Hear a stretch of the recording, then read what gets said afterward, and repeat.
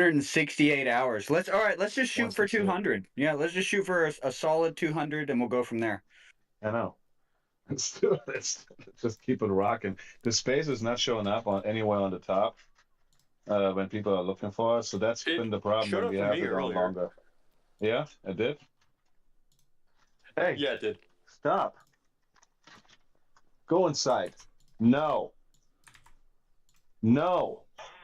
Yeah, and My also dog is eating my other dog's food. Damn, sorry guys.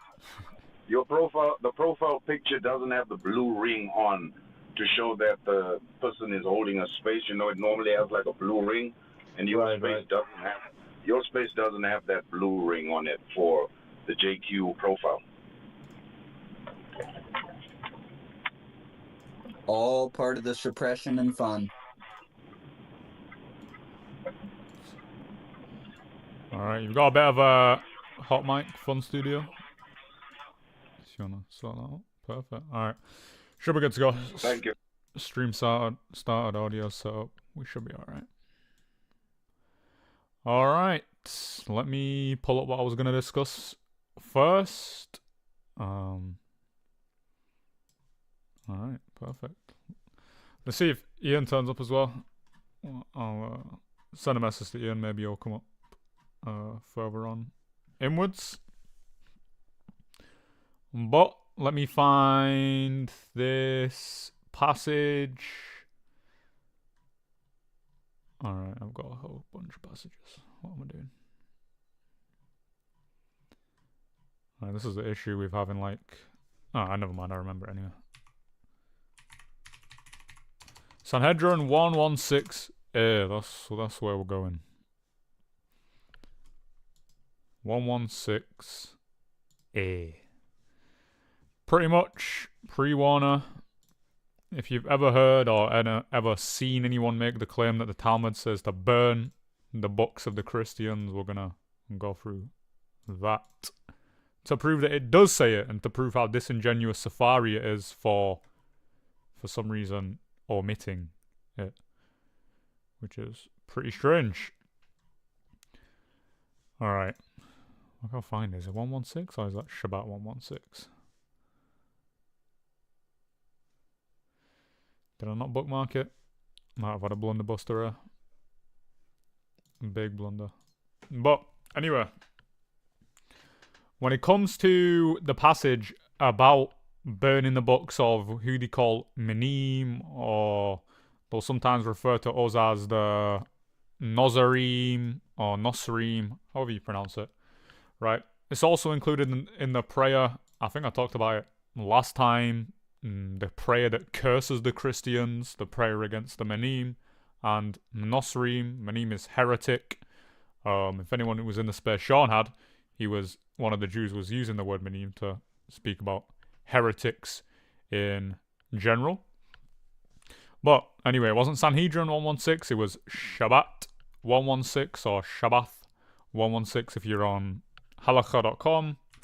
I'll pull up the Safari one at the same time, so you know, we always like to cross-reference, and we're going to show how disingenuous the first one is from Safaria. Alright. Let me find it. Alright, here we go. Style, we'll just read for it. This is not the place, the rabbi said. It is not on this account. Let me not be stupid and add it here. There we go. Alright, perfect. Alright, if anyone's watching on the Rumble, you'll be able to see what I'm reading from. Let me zoom it in for you so you can read it. Perfect, alright. It's not in this place, the rabbi said. It is not on that account, but because it ranks as a separate book, with whom does the following dictum of Rab Samuel B. Nachmani, Rab Jonathan name agree, so on, so on, so on. It refers to the 7 books of the law, with Rabbi, who is the Tanna that disagrees with Rabbi, yada, yada, yada. It was taught by Simon B. Gamliel. The section is destined to be removed from here and written in its right place. And why is it written here? You kind of just skip all this stuff. But then it says, in order to provide a breakdown between the first account of punishment and the second, what is the second account of punishment, and the people were as murmurers, which we'll get to the footnote in a second. The first account of punishment, and they moved away from the mount of the Lord, yada yada yada. That part doesn't necessarily matter. But anyway, the blank spaces of a scroll of the law, may we rescue them from fire or not? Alright, so speaking of pretty much context, which we will get to, when it comes to the passages of heretics, of just people who aren't Jewish in general, there's two ways. It's the exact same with murder, by the way. It's pretty weird how they have the contrast between murder and the book of the heretic itself. Pretty much, they aren't allowed to rescue it from the fire, just like they're not allowed to rescue a heretic who is dying. Same with a Gentile. They're legally not allowed to rescue a Gentile who is dying. So if we're in a pit, they're not allowed to rescue us. They're actually supposed to take the ladder away from the pit. So when it relates to the text itself, like we're seeing through Shabbat 116, we'll see what it says. Speaking about the blank spaces of a scroll, so where there's scribal errors and there's a blank space, it's asking whether or not they need to rescue them. And it says, come in here. If a scroll of the Lord is decayed, if 85 letters can be gathered therein, such as the section, and it came to pass when the arks are forward, he must save it, so on and so forth. It might be saved on the account of its blank space that is decayed, indifferent, come in here. If a scroll of law is effaced, if 85 letters can be gathered, just all the same dog shit discussions no one really gives a shit about. We go to the bottom, yet conclude, it must be saved on that account. It may mean there that one had cut off blank spaces and thrown them away. You still need to save it.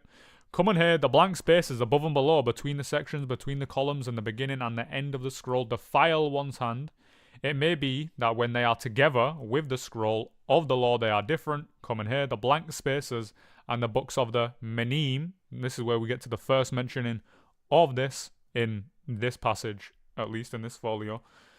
Menim. Now, Jewish Encyclopedia will define Menim as heretic.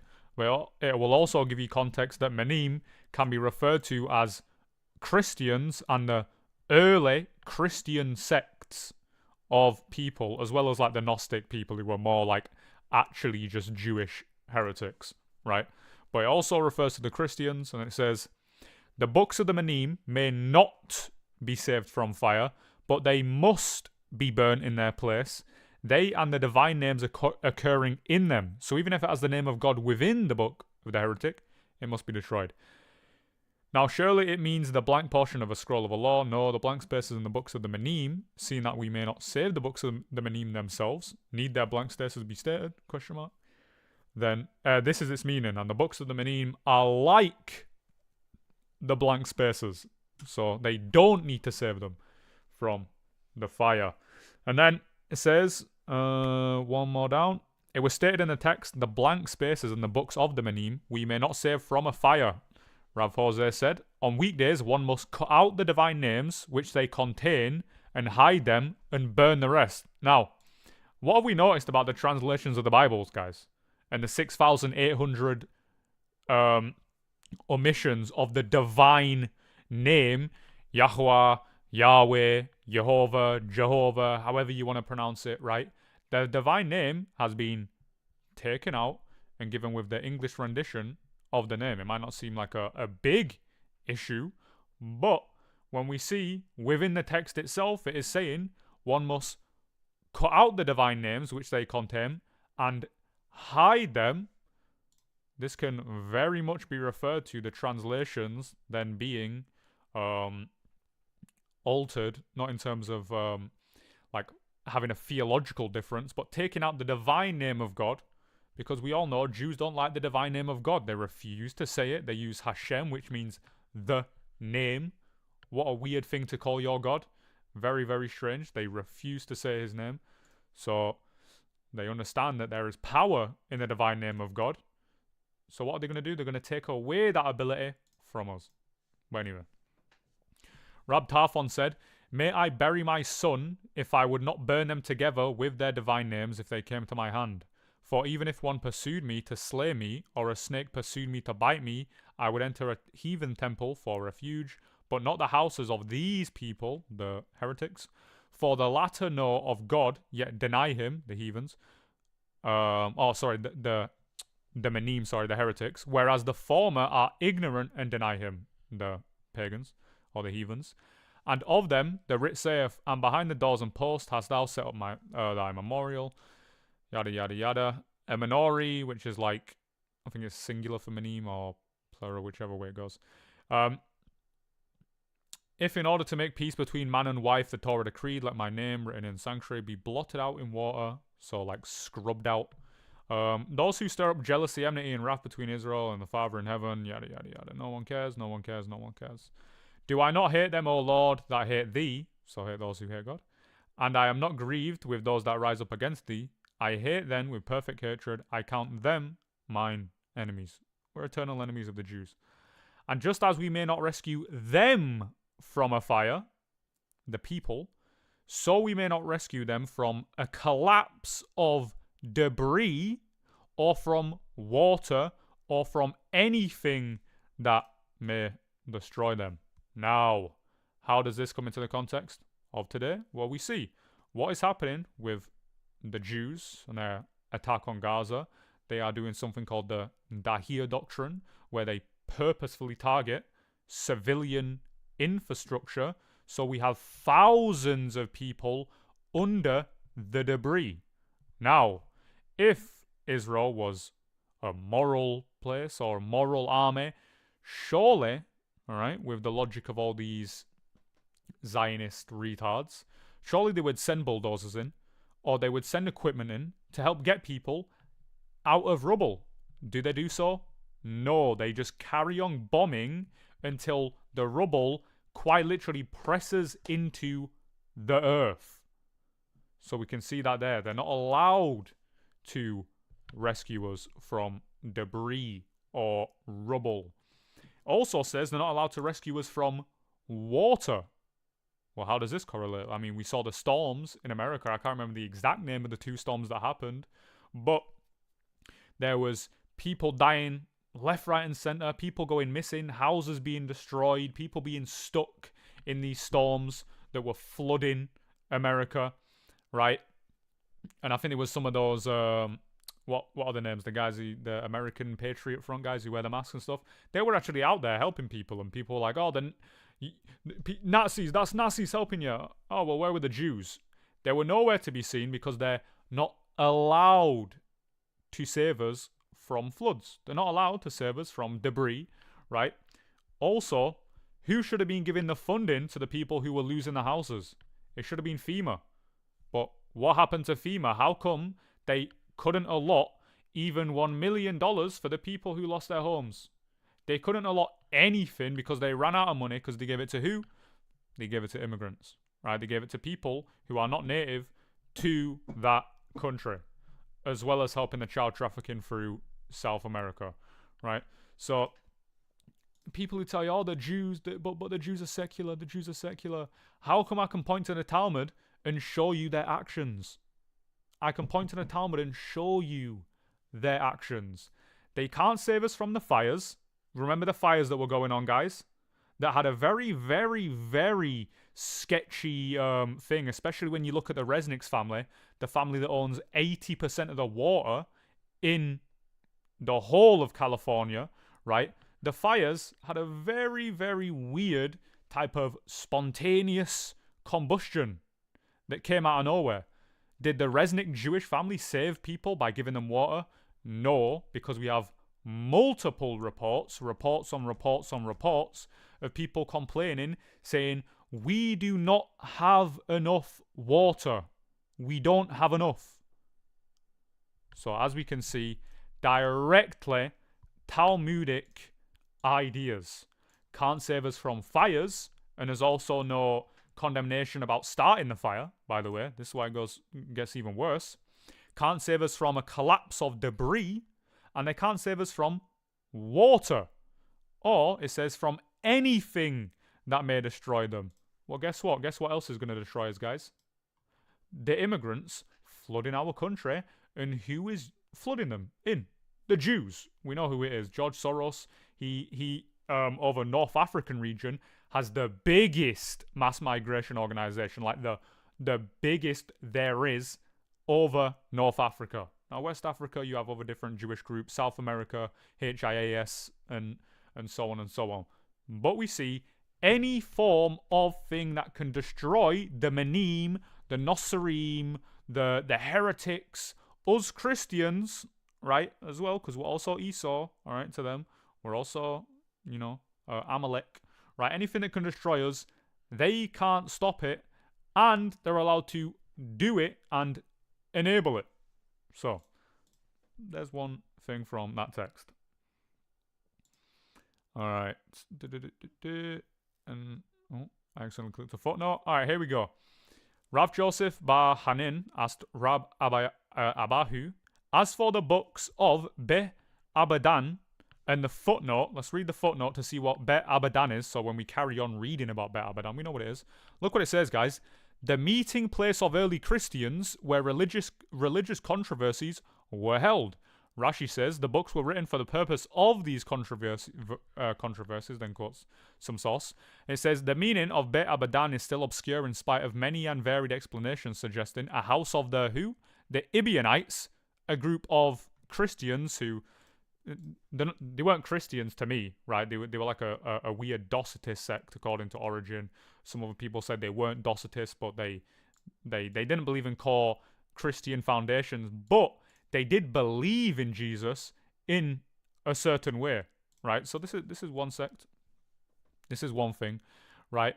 And then it also has other people. So it has the house of the Ebionites, Be Abadan, which is Beth Me Batan, or the house of the chief magi, which is like the chief priest. And then let's go back to it, and we'll carry on reading now that we know what Be Abadan is. May we save them from the fire or not? It says yes and no. He was uncertain about the matter. Rab would not enter a Be Abadan, and certainly not a Be Nisrefe. Now let's read what this is. Now this gets even better, guys. We have Be Abadan, which is the Ebionite heretics. Now we have Be Nizareth. It's Nazareth, right? In our language, but they spell it weird. But anyway, the footnote for this is a meeting place of the Nazarenes, Christians, where local matters were discussed and religious debates were held. 23 regards it as the name of a Persian house of worship, meaning the asylum of helplessness. That's the name they gave it, at least. So now we go back to it. We see they're discussing, well, can we save the books of the Ebionites and can we save the books of the Christians? It says yes or no. He would not enter the house of an Ebionites and definitely not the house of a Nazarene.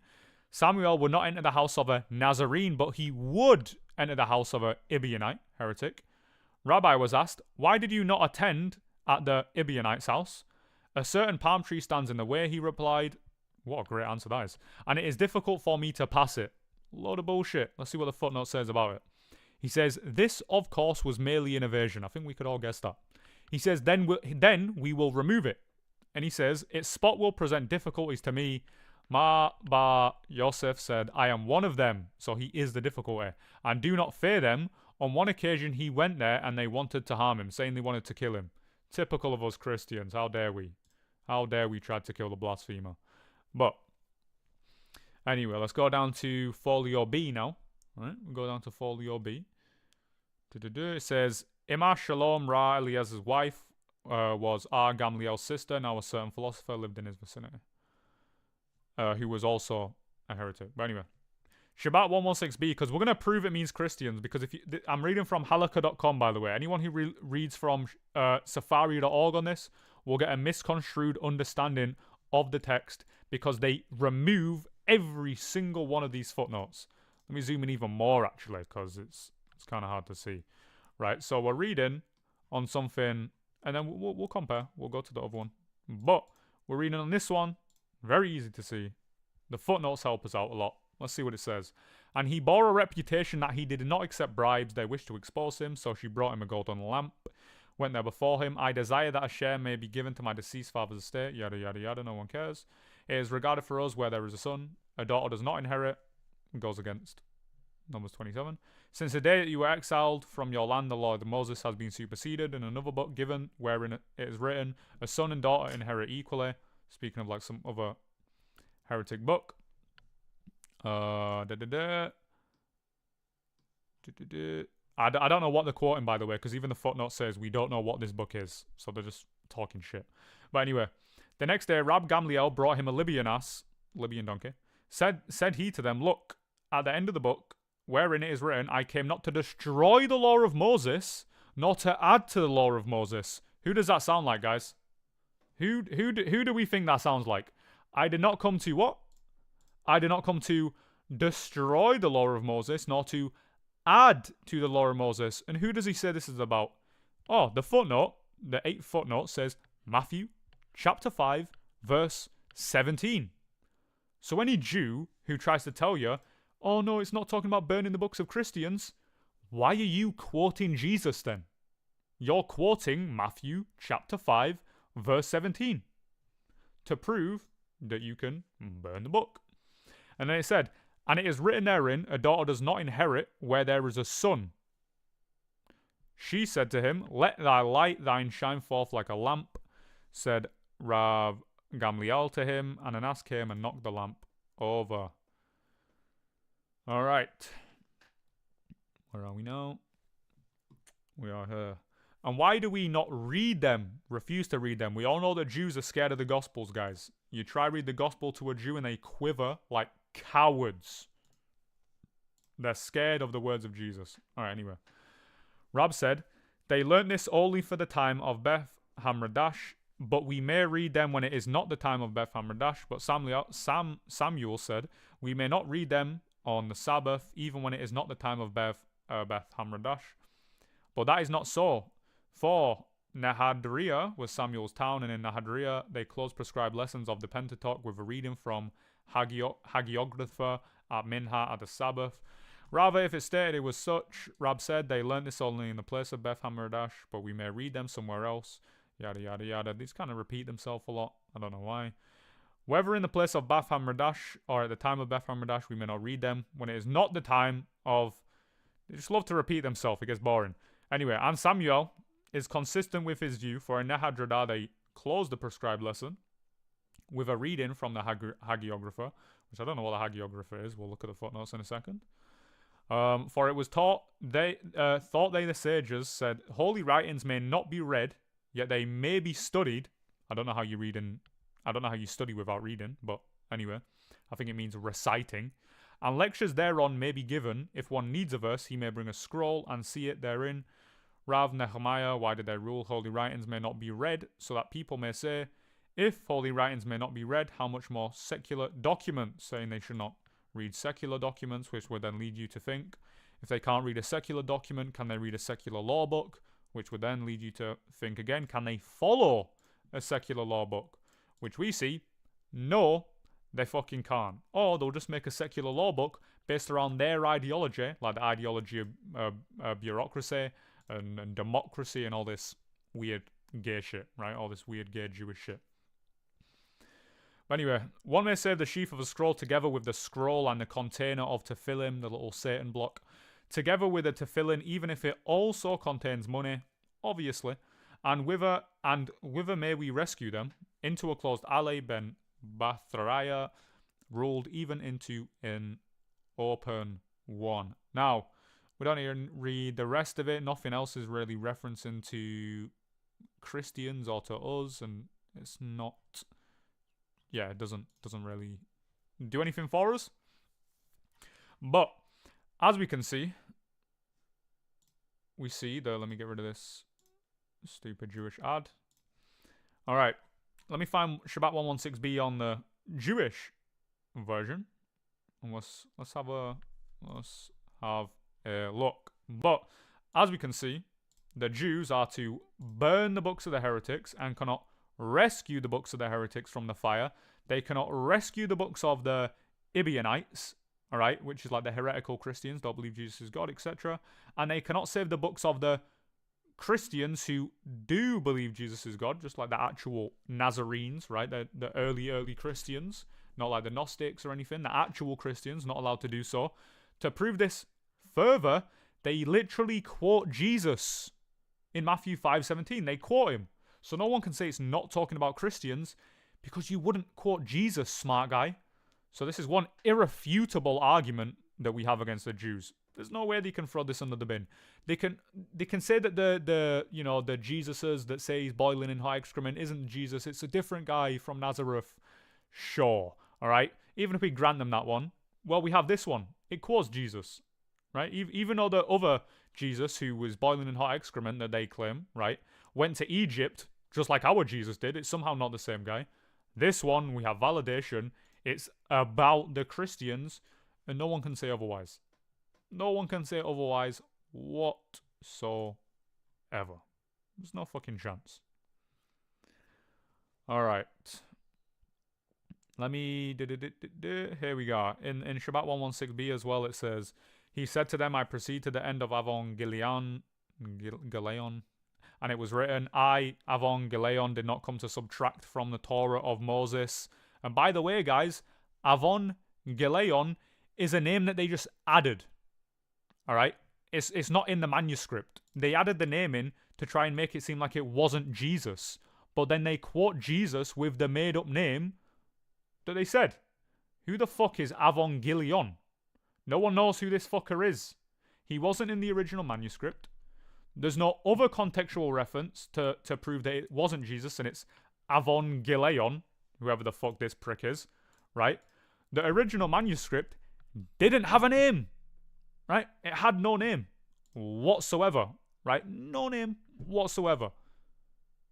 But who did it quote? It quoted Jesus the Christ. So we know who the fuck it is. Even if we give them their shitty name, Avon Gileon, right?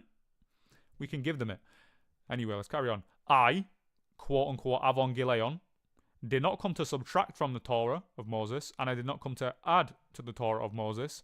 And it is written there in a situation where there is a son, the daughter does not inherit. She said to him, may your light shine like a lamp. Alluding to the lamp she had given to him, Rabban Gamliel said to him, the donkey came and kicked the lamp, thereby revealing the entire episode. Now, this donkey part is how you know it's about Jesus, because they like referencing to Jesus as a donkey. They called the man a Libyan donkey, right? A Libyan donkey or Libyan ass. But why is the ass writing a book? Like, let's be real with ourselves. Donkeys don't write books. So it's obviously not a donkey. And it's obviously referring to a person they just ascribed the title donkey to. Right? So, as we read it from the start, the philosopher brought a Libyan donkey. We go to the end, it says the donkey came and kicked the lamp. Right? Kicked the lamp. And as we know from the story of Balaam, well, you may not know, but we should know by now, right? The story of Balaam in the Talmud, they liken that unto Jesus, where Balaam had sex with his donkey. They say that is a typology of Jesus, and that Jesus had sex with his donkey, right? So we see the connections all the way along. It's not a person called Avon Gileon. No one knows who the fuck this is. No one's ever heard of this guy, right? He doesn't exist. You can't prove he exists. It is about Jesus the Christ. And even if you go further up, by the way, although in halakha.com, when it says there was a certain philosopher in their neighborhood, guess what it says in Shabbat, guys? Guess what it says in there? It says there was a Christian philosopher. So why did I render it like that? One was certain philosopher, the other was Christian philosopher. Well, logical deduction, certain does not denote that it is a type of person. It just says there was a certain philosopher. That's very ambiguous. We could say that's anyone, right? But with the corroborating sources, we know who it is. It's a Christian philosopher. And then we carry on going upwards in Shabbat 116. And we see a reference. Rabbi Meir would call the Christian writing the Evangelion. Alright? The Evangelion. The wicked folio, which is where the name Evangelion comes from, by the way. So this term, right, Evangelion, all right, is a writing, but it's not a writing because writings don't speak apart from in this type of weird Kabbalistic like anthropomorphism of words. Makes no sense. So back again to Evangelion, it says I Evangelion. Well, what do you mean? Why would the text be speaking on behalf of itself? So now we look at what Evangelion means, right? Or Evangelion, because they add the A, and then that somehow denotes a person for the Adamah, right?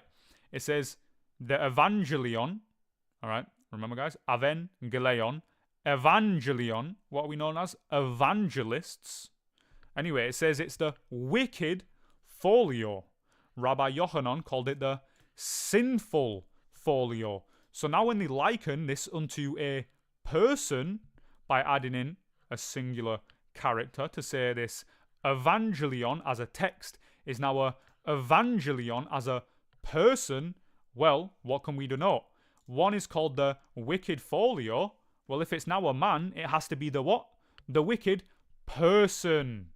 Or the, as Rabbi Yochanan says, the sinful folio and the sinful person. Another way Jews can't get out of it is simple logical deduction. Use their own tactics against them and they can't do anything. And then apart from that, they don't use the word Christian ever again in this one. I don't believe in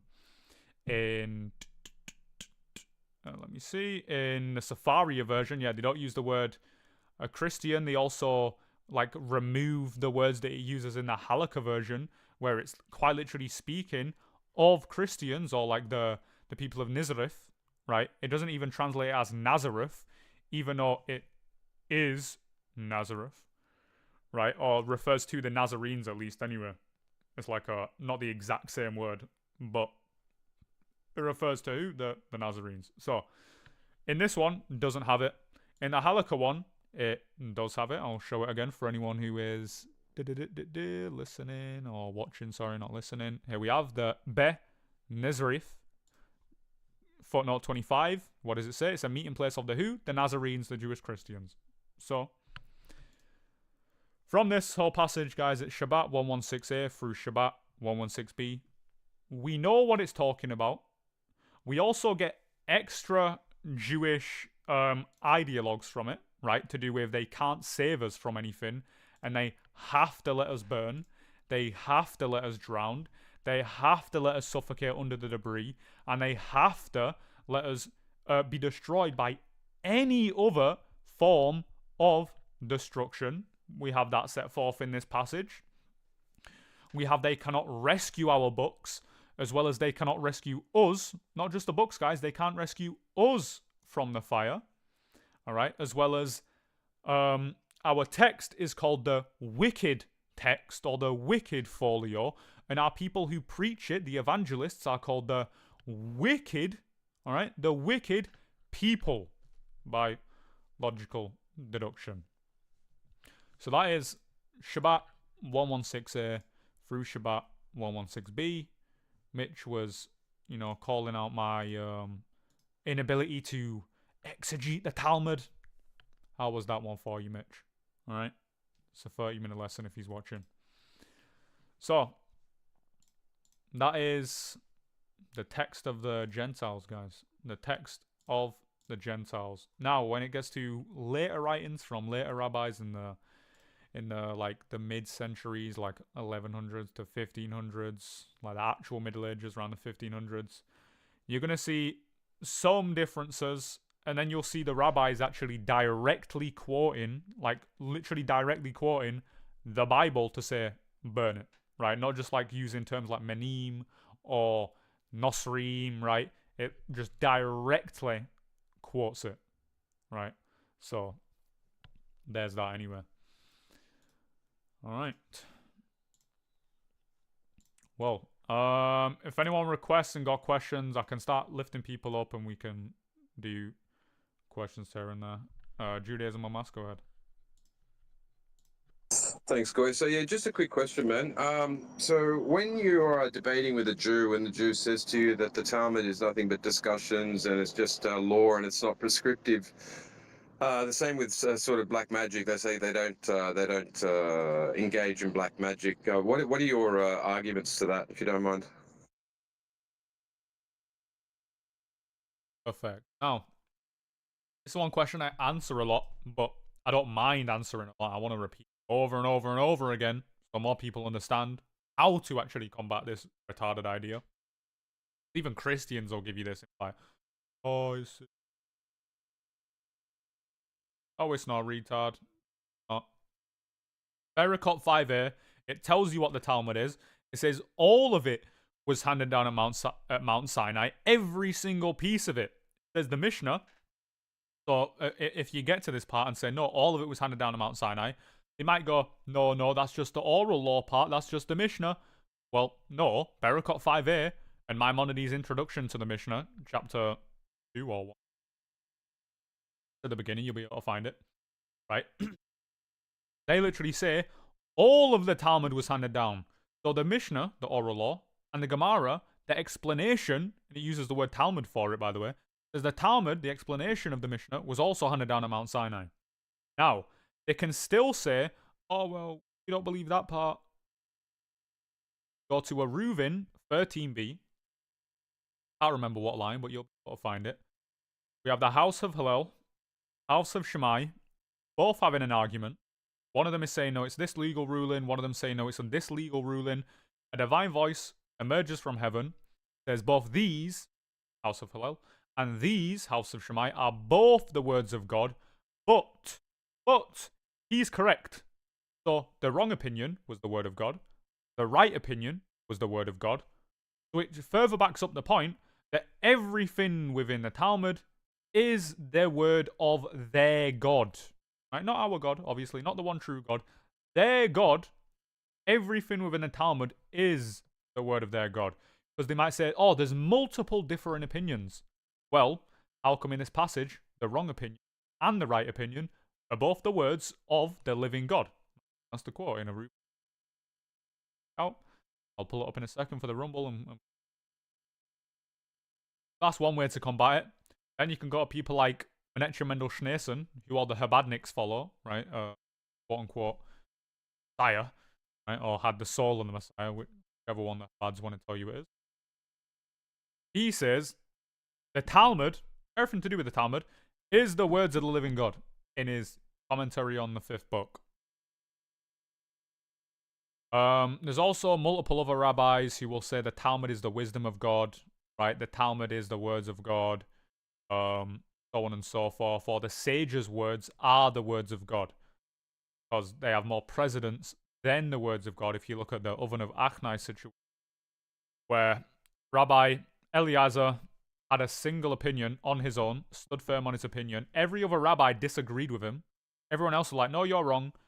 A divine voice emerged from heaven, said, no, Rabbi Eliezer is correct. You guys are wrong. And the rabbi said, fuck you, God. Who are you? Right? You told us to incline to the majority. Then they quote Exodus 23 and 2. But you go to Exodus 23 and 2. Does it say to incline to the majority? Or does it say don't incline to the majority? Find out. It says don't incline to the majority. But Jews use logical deduction.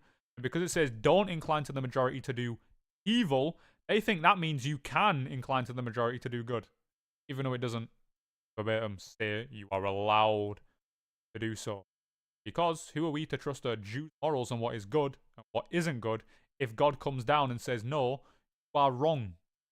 But the words of the rabbis are higher than the words of the God, or equal to the words of God, because they are the words of God. You can take it either way.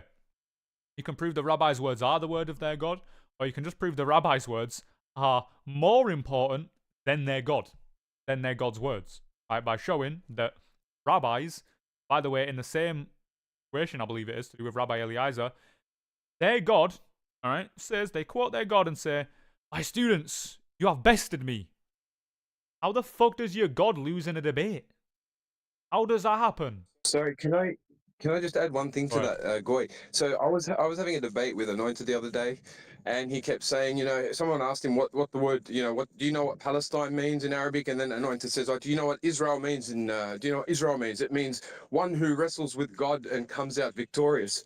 I said, your arrogance is astounding. I said, you actually believe that your demonic tribe can wrestle with the Almighty, and you can come out on top. Yeah, your God is definitely not is not the same God as ours, because you clearly worship Satan. Can you explain to people how that they actually see Adonai as the adversary and not Satan himself, not Lucifer? On the wrestle with God part, I actually agree with the wrestling with God part. It's actually impartial in Christian theology. They will actually say it was an angel of the Lord instead. But we know that it was who? Jesus, the Christ, wrestling with him. Because, by the way, people think Jacob was blessed before then. Wasn't. The only time he was actually blessed wasn't blessed when he deceived, right?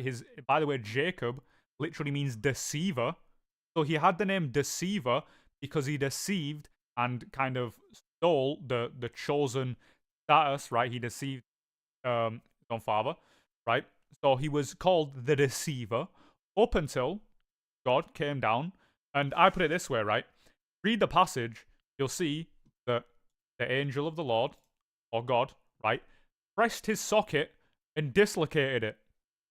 A human being is not winning against that. Jacob had to walk with a limp for the rest of his life because God put his finger on his socket and dislocated it.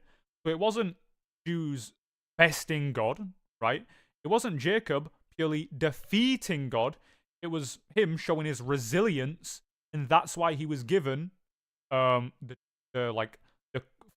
chosen status, as they call it, right? That's why he was chosen to form the nation which the Messiah would then come out of, right? So I agree. I actually believe in the wrestle with God thing, but it's like this. When you were a child, if you wrestled with your dad, right, you're obviously not going to beat him, but your dad will make you push as hard as possible, fight for as long as possible until it's strenuous, right? And then he'll let you submit him, right?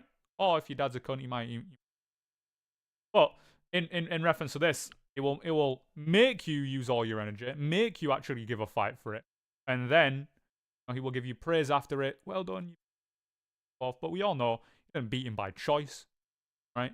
To show his resilience, etc. On to the adversary thing. If you can ask that again, I don't know what you asked about. What is the Satan is an adversary? Yeah, I was just going to say that Jews, from my understanding, Jews view Adonai or Jesus as the Father as the adversary and not actually. So they, as far as I'm aware, they worship a completely different God, and to them, Adonai is an adversary. I'll get the exact verse. Give me a sec. Yeah, try get it. If you want to come back to that. I don't know what you mean by adversary on account of what. I would mean he's an adversary on account of something. Try get that real quick.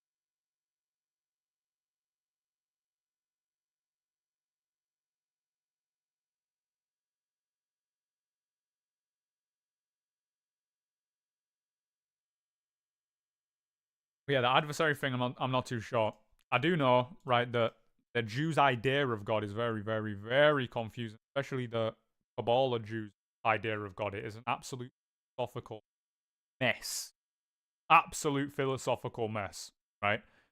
Any type of like philosopher in the Christian realm would have dog walked these people if Kabbalah was in the open on. Right, they believe in 10 emanations of God, which they will say are vessels for the inner light of God, but each 10 emanations, each one of them, can all pray to each other. Right? They all have their own characteristics, as well as what was the last thing?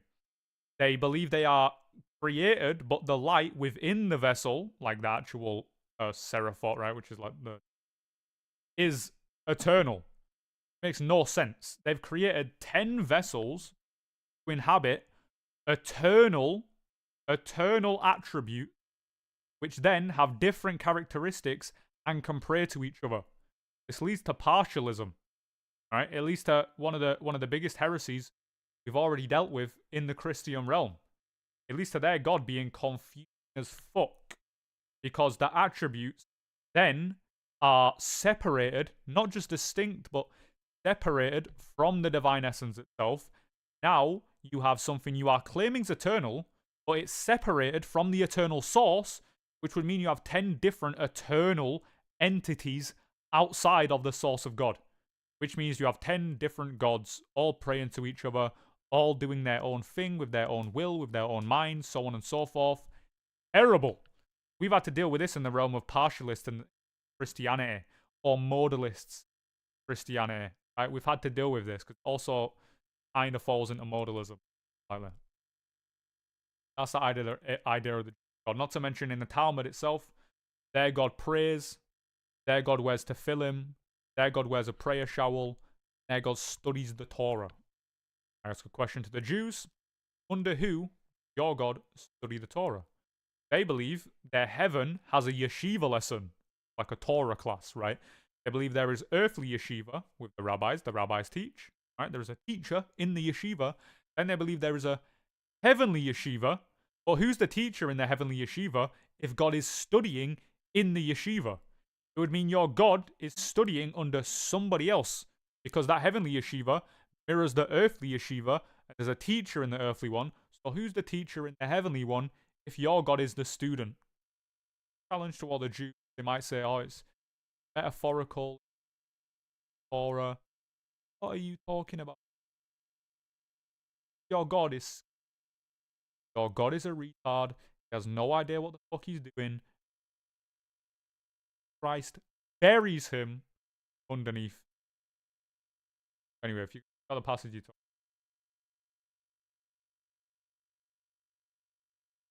Yeah, so I think it comes from the Jewish Encyclopedia where they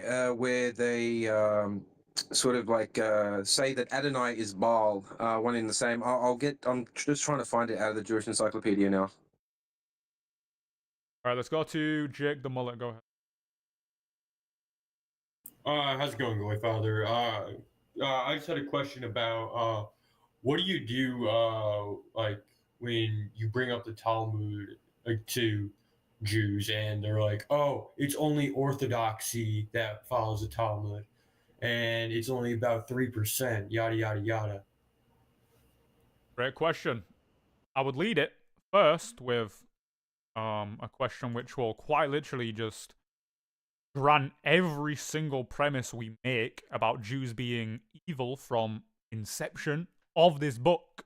Right? Ask them, cool, if you're condemning the Orthodox Jews for following the Talmud, you've also condemned every single one of your ancestors for the past 2,000 years. Alright?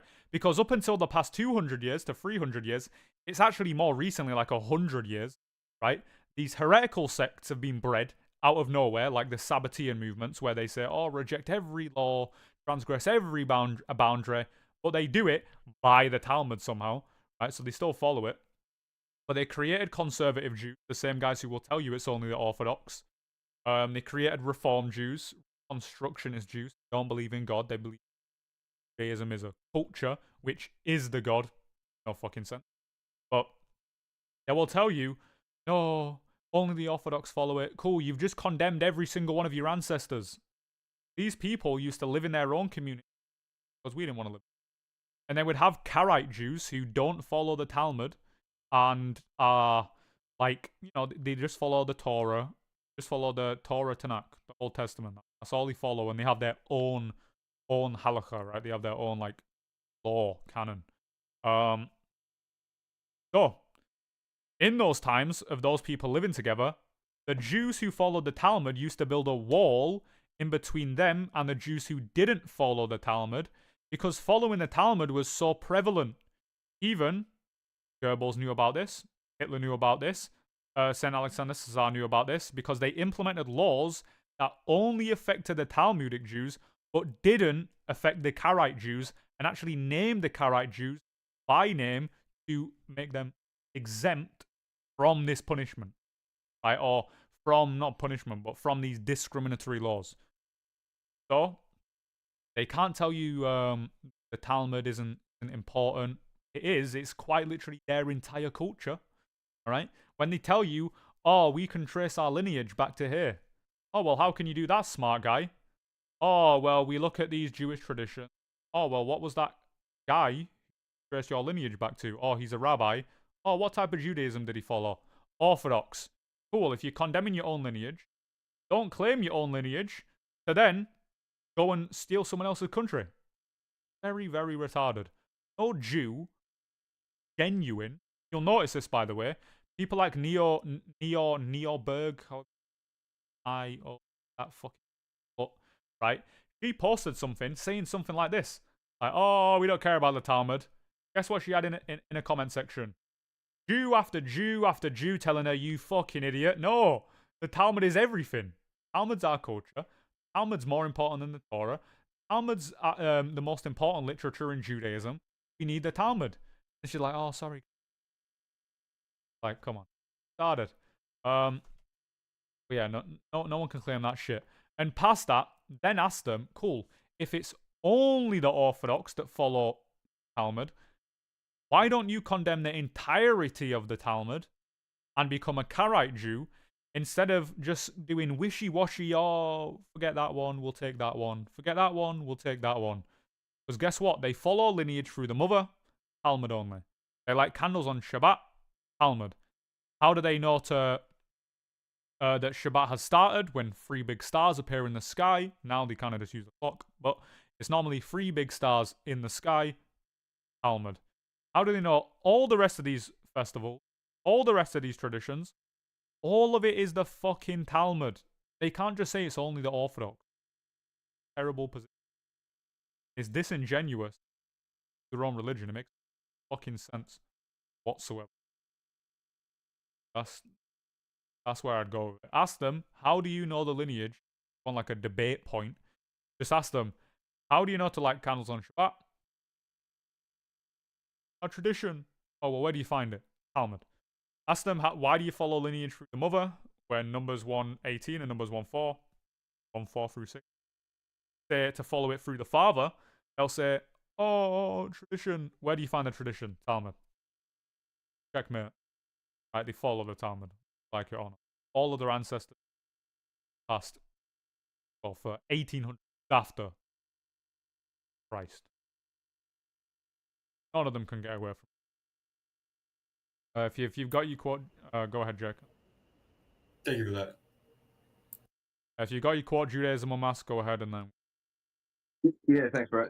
So it was a slight misunderstanding on my point, but what it is in the Jewish Encyclopedia, it claims that Baal and Yahweh and Adonai are all one in the same, and that it's just Baal is an equivalent name for God for their God for the Most High, which we all know is not. And so it says Adonai occurs as the name of God, apart from its use by the Masoretes as a substituted reading for Yahweh. It was probably at first Adonai, my Lord, or Adonai, my Lord, plural of majesty, and later assumed this form as a proper name to distinguish it from other uses of the same word.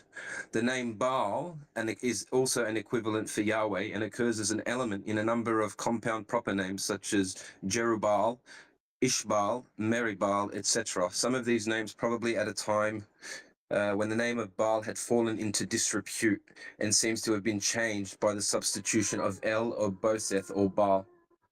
And so, yeah, so my question is do they view Adonai as an adversary to them, or is this just another word for Baal for them? So, I mean, Baal is literally just a title, right? The title, the Bible addresses it. Let me try to find the passage for you. It says, you shall not call me this anymore. Because Baal, God of the Bible is called Baal, right? Well, Baal's a title. All these pagan gods, it would say Baal and then the title of the god, right? So it'd always be something before it. Not just, what's it called? Alright. Hosea 2:16. Bible Hub. The linear. It says, and it shall be in that day, Yahweh says, that you will call me my husband, and no longer to call me Baal. Right? So Baal was abrogated within the book of Hosea because it had too much connotations to the pagan gods. But prior to that, it was just a title, right? It didn't have like negative connotations until the Israelites started actually worshipping Baal, like the god you would sacrifice children to, and so longer, so on. Right? So this is how I see it. I can send me the source Appreciate and that, I'll man. read it and I'll between the lines. But from what I know, it's Diane. You can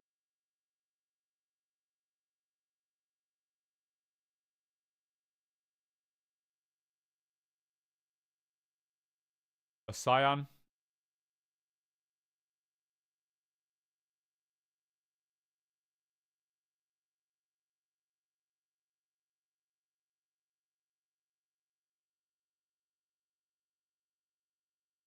Hello, hello.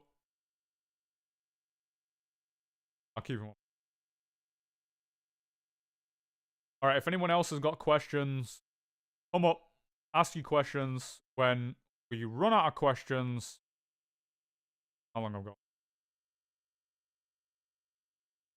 I'm Schedule it. not sure if you can see Jake's hands up, Goy. Yeah, Jake, you can go again.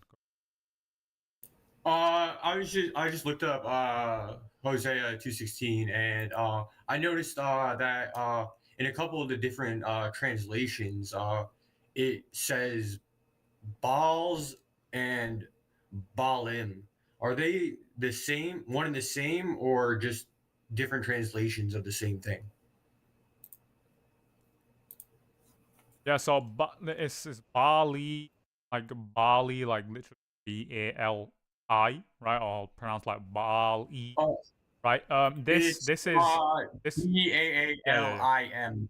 Oh, yeah. That's a different one. I think it's Strong's 1180. I just a second ago, right? Bali, which also means my master, right? But in the context, because it says you shall no longer call me this. They rendered it as Bali when scribing down the text because they literally didn't want to call God that name. If you actually go on the Strong's Concordance of it, you see that Bali literally means to be worn out or to be decayed, right? In reference to that title, Baal. But then you go down and look at the root word of it, it says from Baal with pronoun stuff. So, it's same shit. Same stuff, just like the root is Baal. Type it. Okay, yeah, I just wanted to clarify that.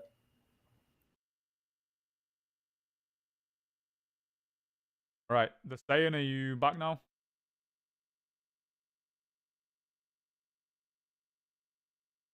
Stayin, the same Stayin.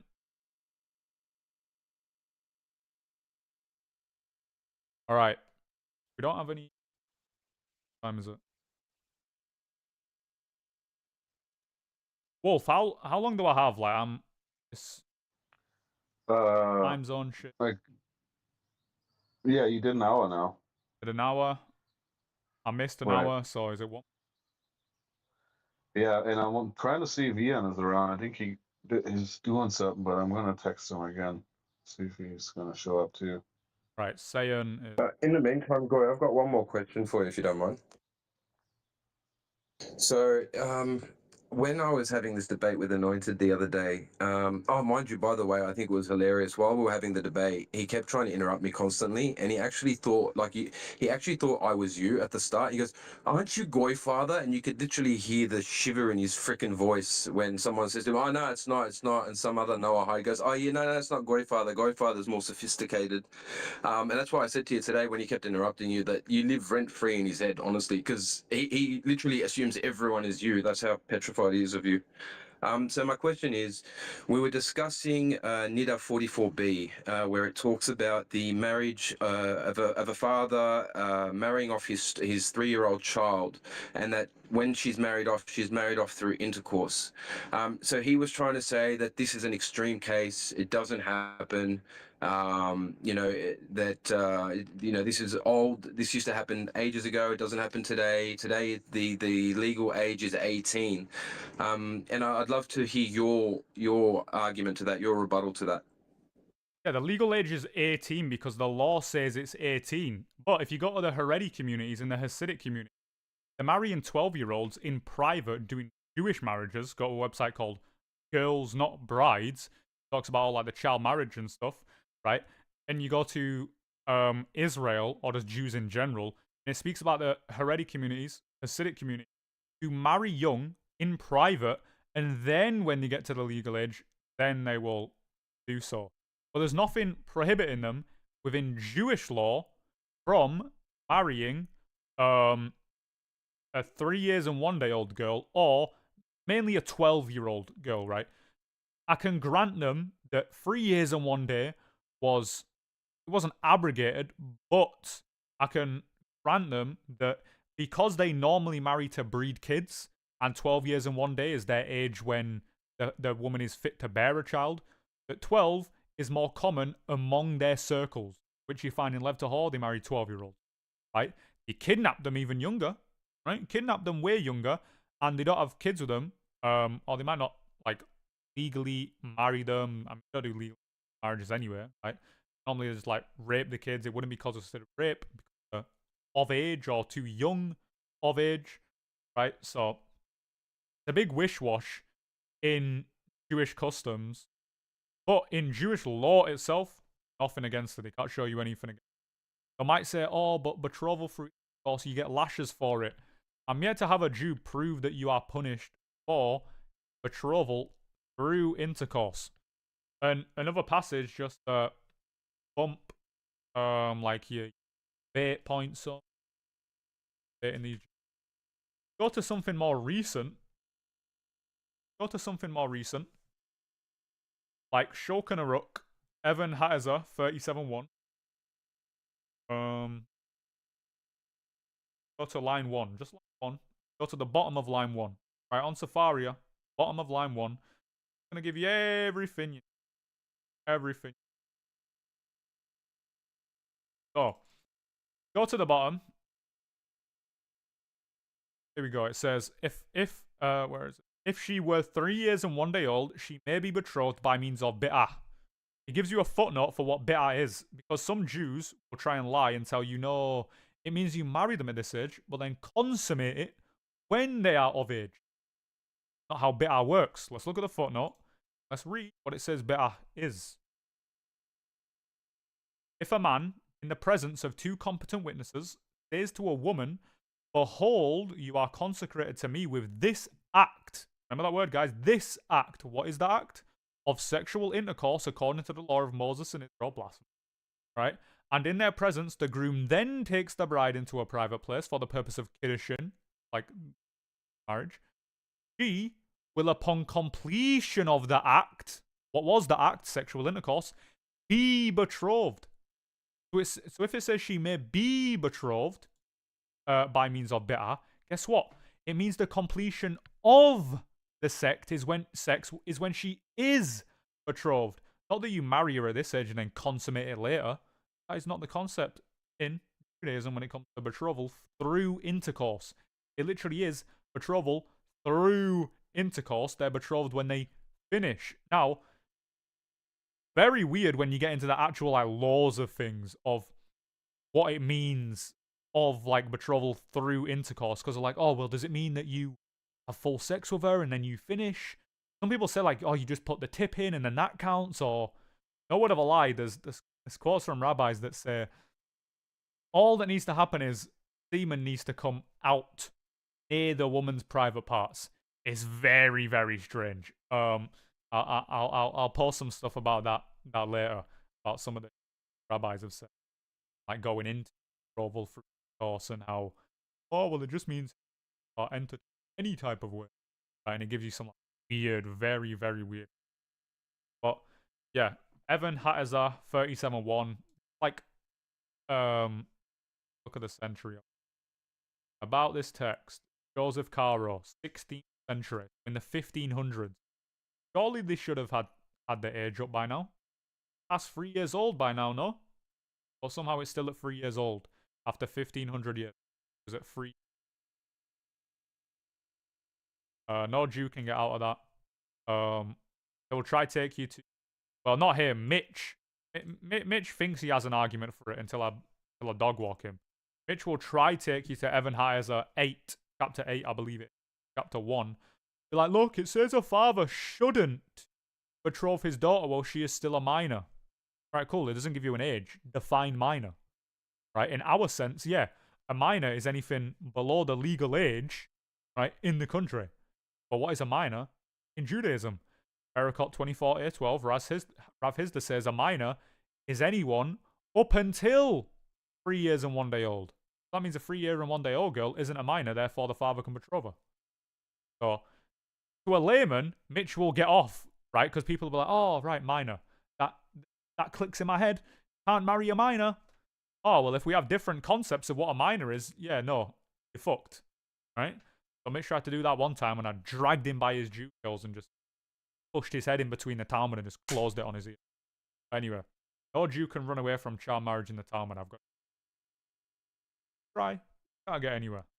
Very hard for them. All right. The brother saying is up. Wait, say what you were saying. Yeah, so I was just going to say one more thing. So when we speak about this subject, obviously this pedophilic nature of their Talmud, the host of the discussion was asking them: is there a punishment for a Jew who molests a non-Jewish child, who molests a Gentile child, and also is good God, what was I going to say? Sorry, I lost my train of thought there. I'll get back to you if you want to just cover that thing. Yeah. So molesting on the age, right? Say they're below 3 years and 1 day old. 0 punishment. No Jew can show me a single punishment absolutely anywhere. Nowhere is a punishment instilled. Now, when it comes to someone of age, right, someone like grown, now it gets into the realm of adultery. Now, it's not because they molested them, because molesting depends like what rabbi in the Talmud you look at. Just touching and fondling is allowed, right? But the act of sex, that's when adultery appears, and they get the punishment for adultery, right?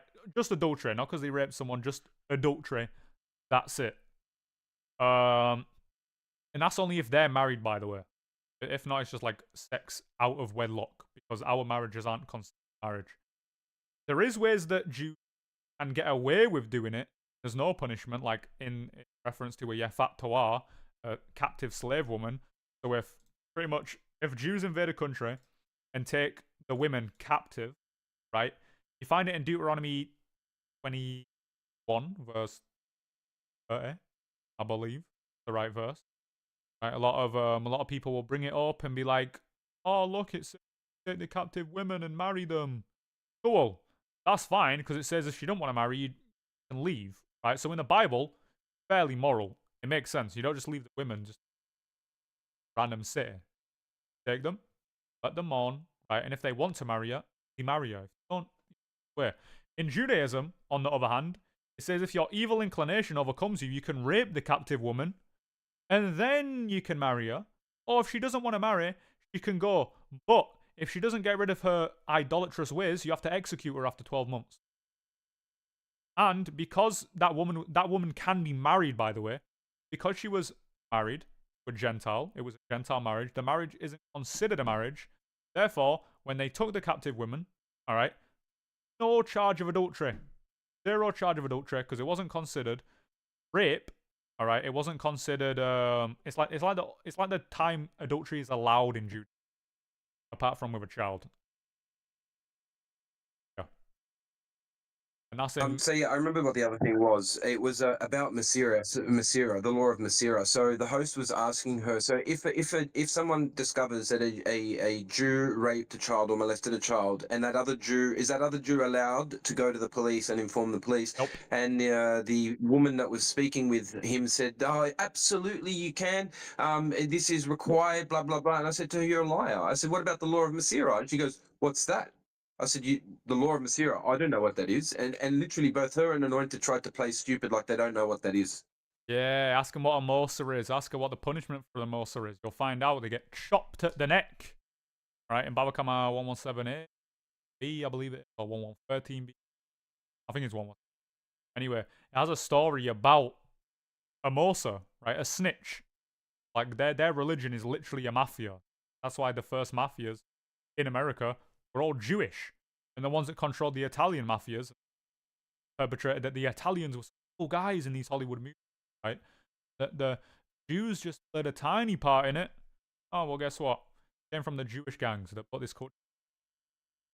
The Irish people put it on the Italians and the Irish, when in fact this mafia mindset comes from their religion, from their race. Anyway, yeah, Bevacama 117A, you find the idea of what happens to a Mosa, or because it's a general principle, you can just search up Law of Mesira, Mesira, or without the H. Either way, you can search it up. You'll find like Jewish encyclopedia articles, find Jewish library articles, find rabbis articles. Nowhere, till the very, very, very modern age, from modern rabbis who go against the nowhere will you find someone saying, "Oh, but if the crime is this type of crime, then it's okay." No, it's for every crime. They could have murdered someone, raped someone, genocided a whole bunch of people. The Gentiles not allowed to snitch. I mean, the Jews not allowed to snitch. Sorry, the full-on mafia mindset. Yeah, and for the captive thing, that's mission for Wars and Kings, chapter 8. Line. Alright. Request, guys. Hands, boy. Oh, wait, never mind. Extra. Good. Yeah, cheers, Father. I was wondering as well there, because I could see myself as a listener, only just until the moment you said that you saw me as a speaker, so that was a strange one, all right. But anyway, maybe it's because of the length of the space, as we were talking about before you started the show. Anyway, on topic here. I think maybe, not that it's a major detail, but it might be interesting to know. I think you might have forgotten to explain what hagiography was. And I only encountered that word relatively recently, so I looked it up. I knew I'd heard of it recently. And as you might think, it comes from Greek hagios. It means holy. And so hagiography is writing about the holy ones, in other words, the saints, or the biographies of the saints. And, you're dead right there as well. I wanted to say that even if, the so-called secular or atheistic Jews say they don't believe in a God or this kind of satanic devil, well, you can tell the behavior regardless, and it is very Talmudic. So how is that? And you did mention George Soros, and I went looking for that interview. Everybody probably has seen it, but it's the one. It's actually from 1998 on 60 Minutes with a journalist. Now, what was his name? I think I'll think of it now in a second. But in any case, he did a great interview.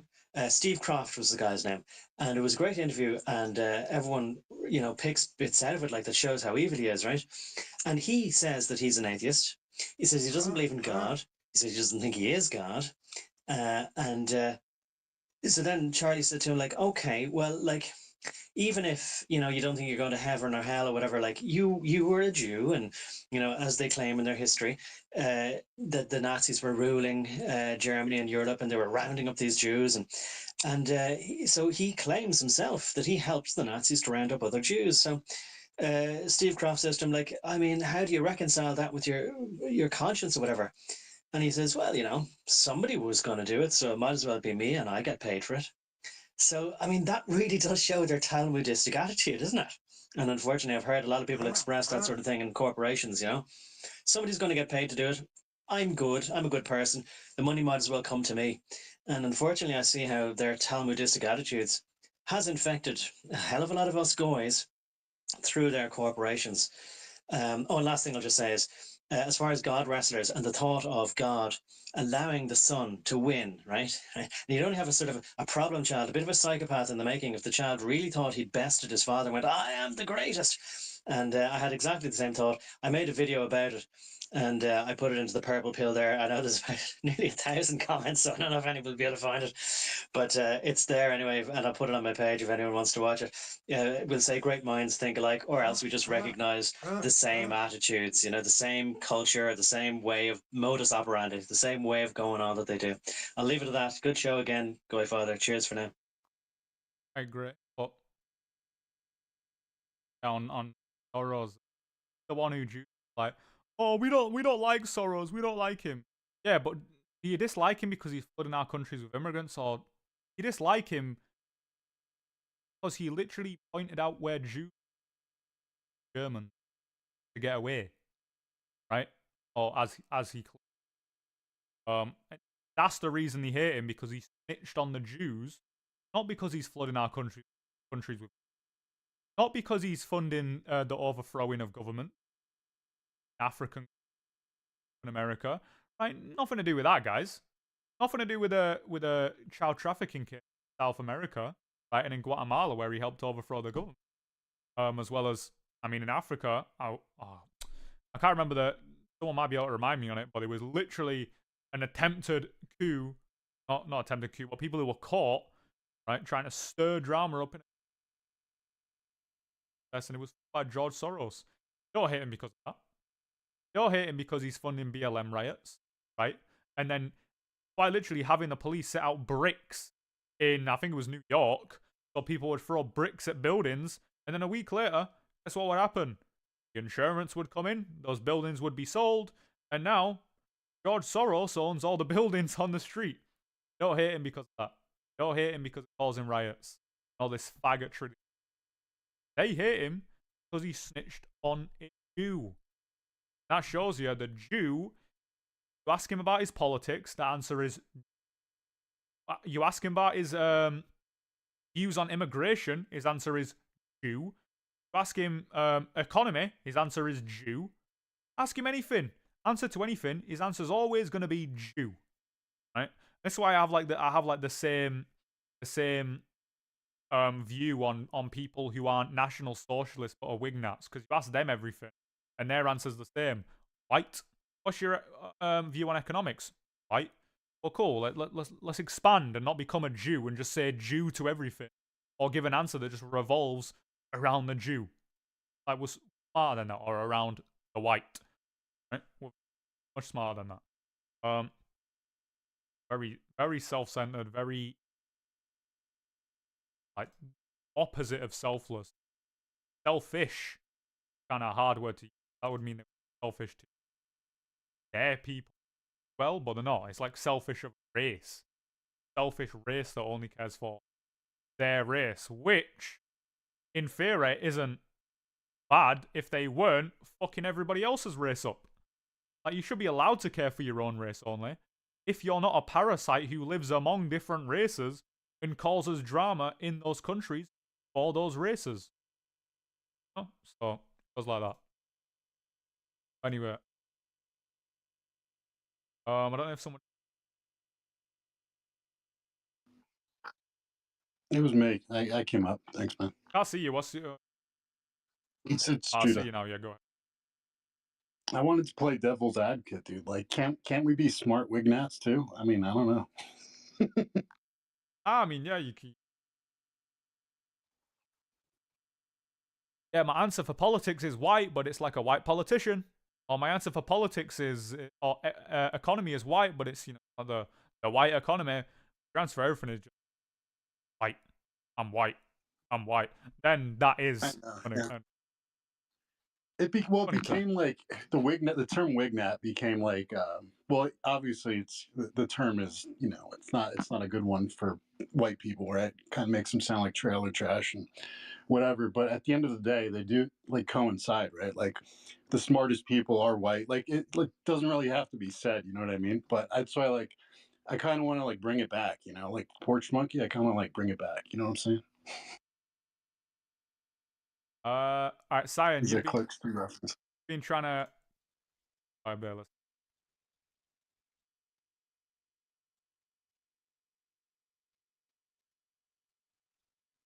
Hello? Oh, yeah. Yeah, I think you can hear me good. now. Go ahead. Finally. Yeah, so sorry, Godfather. I don't know what happened. Some technical issues. But yeah, guys, as usual, I always like to open with saying thank you for everyone, and very proud to see such brilliant minds, like-minded individuals, dig into the JQ and asking the right questions. I always am humbled before I come into this space, and I always learn a lot coming in here. But yeah, I don't think that you guys get enough glaze, and I think you do need to get some, positive compliments because you guys are doing God's work. Okay, literally. But yeah, I have a question, really. The gentleman that was speaking before me brought up a good point.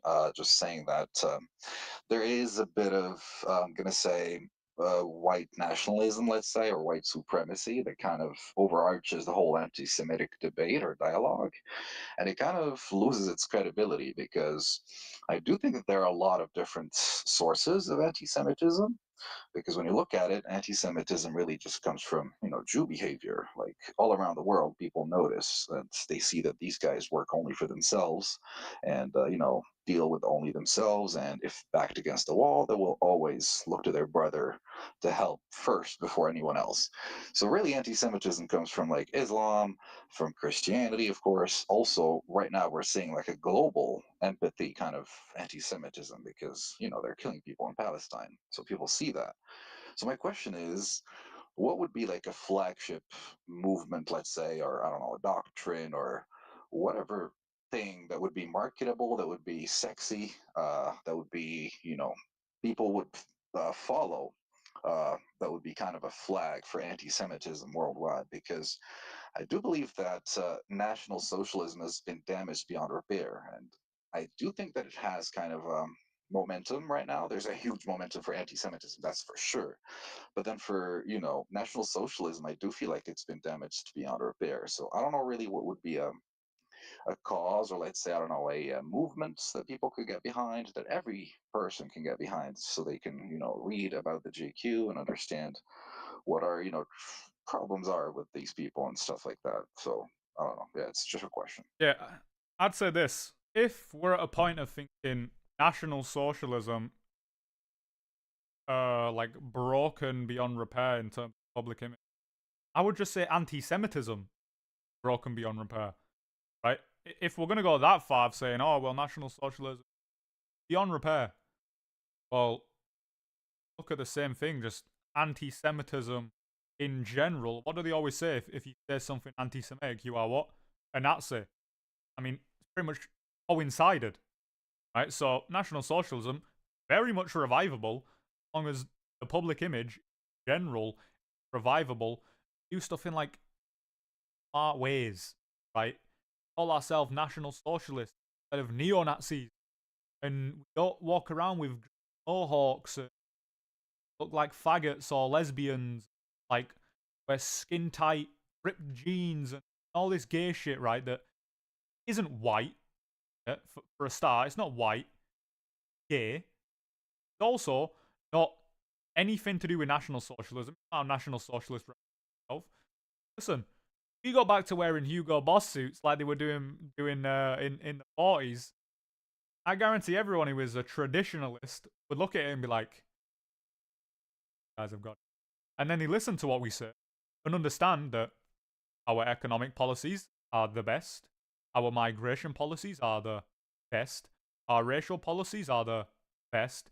We are anti-imperialism, which fucking quite literally, you ask any of the immigrants in your country, right, or you make an argument against them being in your country, they'll go, oh well, you colonized us. Oh well, guess what? We're a national socialist. We're not for imperialism, right? We'll stay out of your countries. National Socialism is the only thing that will work anywhere, which means it has to be revived instead of just like conservatism with a swastika painted over it, or capitalism with a swastika painted over it. No, actual National Socialism. Not just the title that matters, right? It's everything that comes with the title itself. And the only thing that can give us is National Socialism, right? It's what's gonna keep the world at steady, right? Until all the prophecies of the Bible. And if you don't believe in socialists forever and ever, I see it like that. Yeah, I mean, I'll take that. Honestly, it's just frustrating when you look at the momentum behind people noticing and all sorts of cultures kind of getting behind this noticing thing, but they always are icked, let's say, by this National Socialist dogma, right?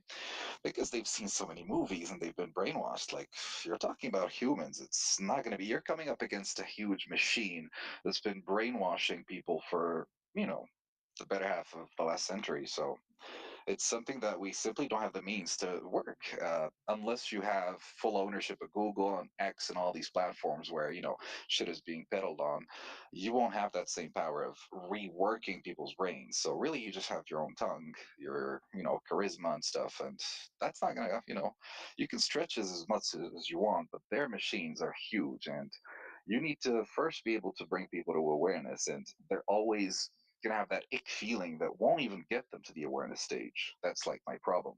A lot of people, when I talk to them about the Jews, they just automatically say, okay, so you're a Nazi. Okay, so you believe that you burned them, and then it's just all that bullshit that they peddled about.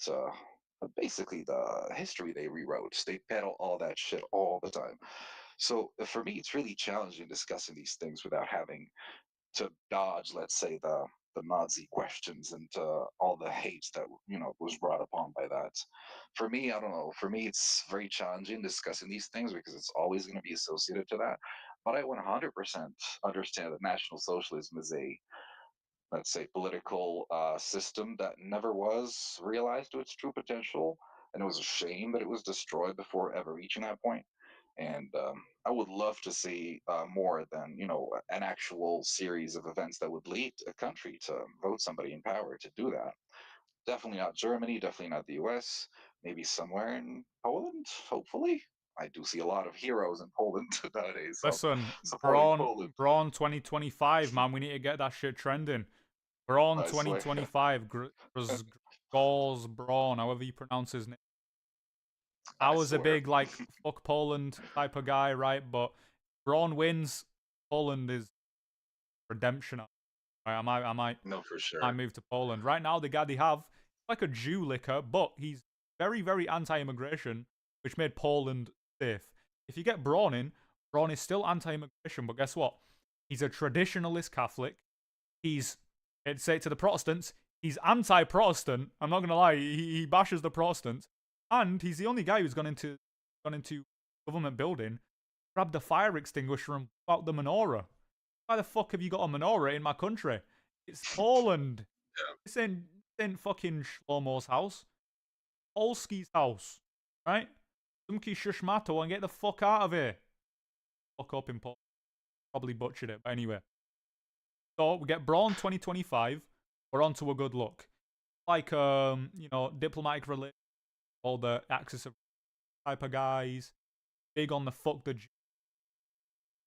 raided a Holocaust lecture and started breaking the microphone over a desk. He's the most based politician I've seen past 60 years.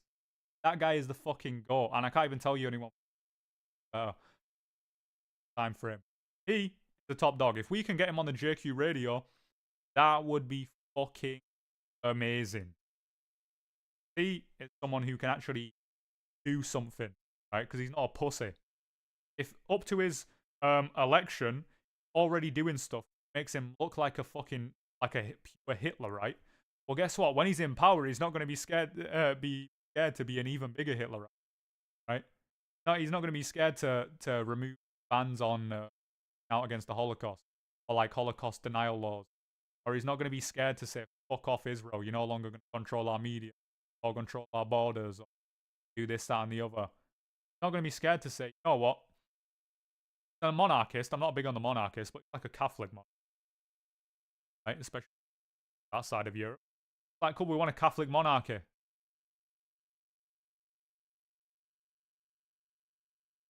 Fucking hit. Unless they find a way to traditionalist Catholic, not like a Bradcat, not like a Jew worshipping Catholic. Anyway, on 22. Yeah, no, 100%. I think, yeah, Braun 2025, I'm definitely getting behind that. If I ever see like sliver of a hope of getting actually, vocal about these questions and talking about these things from an elected politician standpoint, it would help the movement, let's say, the awareness like 100-fold. That's what I truly believe, and I think it's going to come from Poland because they already have a very racially homogenous society right now. They all agree with each other. They all know exactly what they want as a society. And in the past couple of decades, they've also developed economically like pretty well. So I am very hopeful, honestly, for the Polish front. Um, but yeah, for me, I just came across a little article that I wanted to bring up. It's called Anti-BDS Laws in the United States. And I don't know if you guys knew this, but as of 2024, 38 states have passed bills and executive orders designed to discourage boycotts of Israel. So basically, what I'm saying is there is no way for an elected politician to even be able to start the conversation about anti Israel stances, right? Their hands are completely tied up. When you see that, I think it was a deputy director, the recently elected deputy director of the FBI, saying, well, Epstein reported to a country in the Middle East, we don't know who. He literally would be jailed, and I think the fine is about, I think it was 20 million or something, in the Israel Anti-Boycott Act. But he would be sued. He would be completely, demoted. He would lose his spot, and there's no way for him to actually do something about it. So, for me, the way I see anti-Semitism, it's number one priority. Like it has to be. People have to be aware. There's a group of people that only work for themselves, and they will lie to your face to protect their own interests. Like that is a fact. And people need to understand that. And then we can discuss, racial questions. We can discuss other political systems that might be, good or bad. But I think anti-Semitism should stay at the top before anything else. But yeah, that's just my 2 cents, guys. Again, thank you so much for existing. I love you guys, and I'm just so excited to see people like-minded that are not just on 4chan Paul being censored to the fucking corners of the internet. I'm just so happy and excited to hear people talk about these subjects. Yeah, take care, guys. Got 2 clips in from Orders On. See some of the only politician I've ever seen Gentiles of, I'm pretty sure Goyim. Goyim of the world unite. What of a guy who's, the rest of them are saying, Oy vey, and saying, Goyim, give me your shekels. As the only guy who's like, Goyim, let's fight against the truly, if we can get Braun on it, clarify some of it, or like there's nothing like his then I don't see any reason why we should be supporting this guy. I don't see any reason why he shouldn't be put on network, right? Shouldn't be put on Jake Shield. Realistically, as long as we can verify, make sure there's nothing subversive about his like policies. Like make sure he's not just like a guised politician, or he's there. Right? Make sure he's good to go. Guess what? This is who we should be promoting. Even if it's not in your own country, who gives a fuck. We still want the white men to. We still want the other Gentiles in general to. With Poland, can get an even better politician we have now, because he's anti. Still licks the. Right? He still licks the. Not to mention, he lets a shit ton of Ukrainians in, right? Well, they had problems with kind of stop, but they were letting Ukrainians in for a while. Ukrainians were kind of fucking shut. The Polish people, but that's that. 100% get Braun and Jake, verifying, validate, make sure it's all good. Background, find any. Post is clear, and we start pumping clips out from this guy out there on the front of it. Get him into power and probably won't happen. But should be promoted at the least. I should got a Polish friend. I might go to Poland and start just dropping flyers around. I don't give a shit if I'm not from Poland. Right? This guy needs to. Like looking at a politician like that is a white pilling moment. Instead of seeing Donald Trump kiss the wall and tell you he's going to deport immigrants, deports the Palestinians instead of deporting Mexicans from America. Like that. So, white pilling politician. Want to see him on it. Like, talks about it before. Get to it. Alright. Get more people. Funk Machine.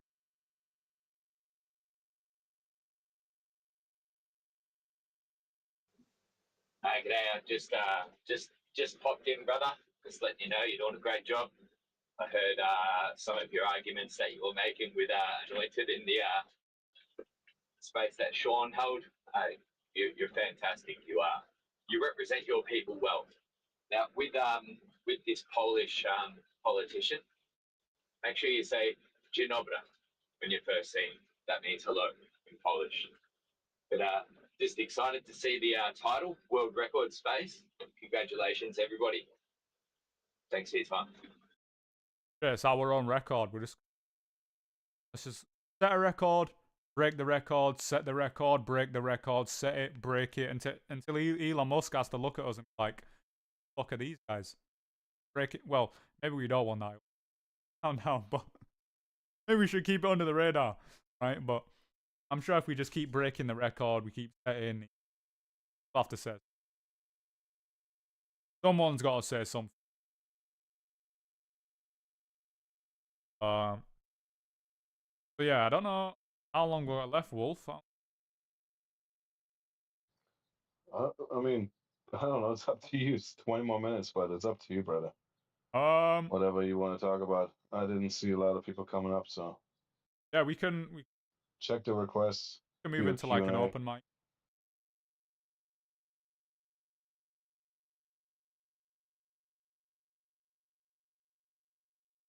My co-host spot, and I'll.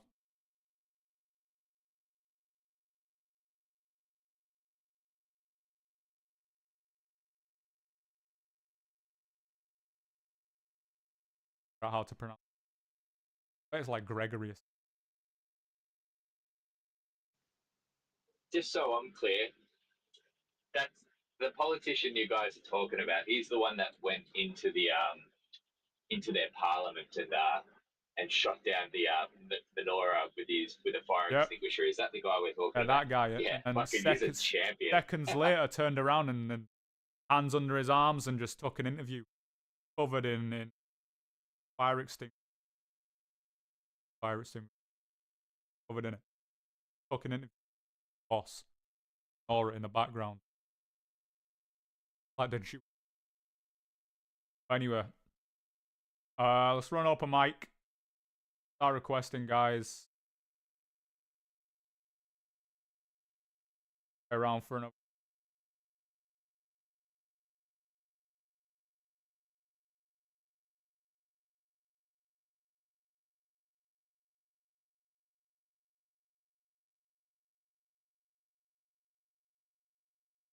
Oh, Wolf, if you wanna, what's your opinions on the Gregor's Braun guy? Polish. All Goyim of the. You talk about the guys running for president. Oh. Yeah, he's based. For sure. We need more people like that. 100%. Yeah, Poland. Yeah, the way the whole entire country is, right? That's why everybody hates them now. The Germans should be looking like Poland, but that's never going to happen.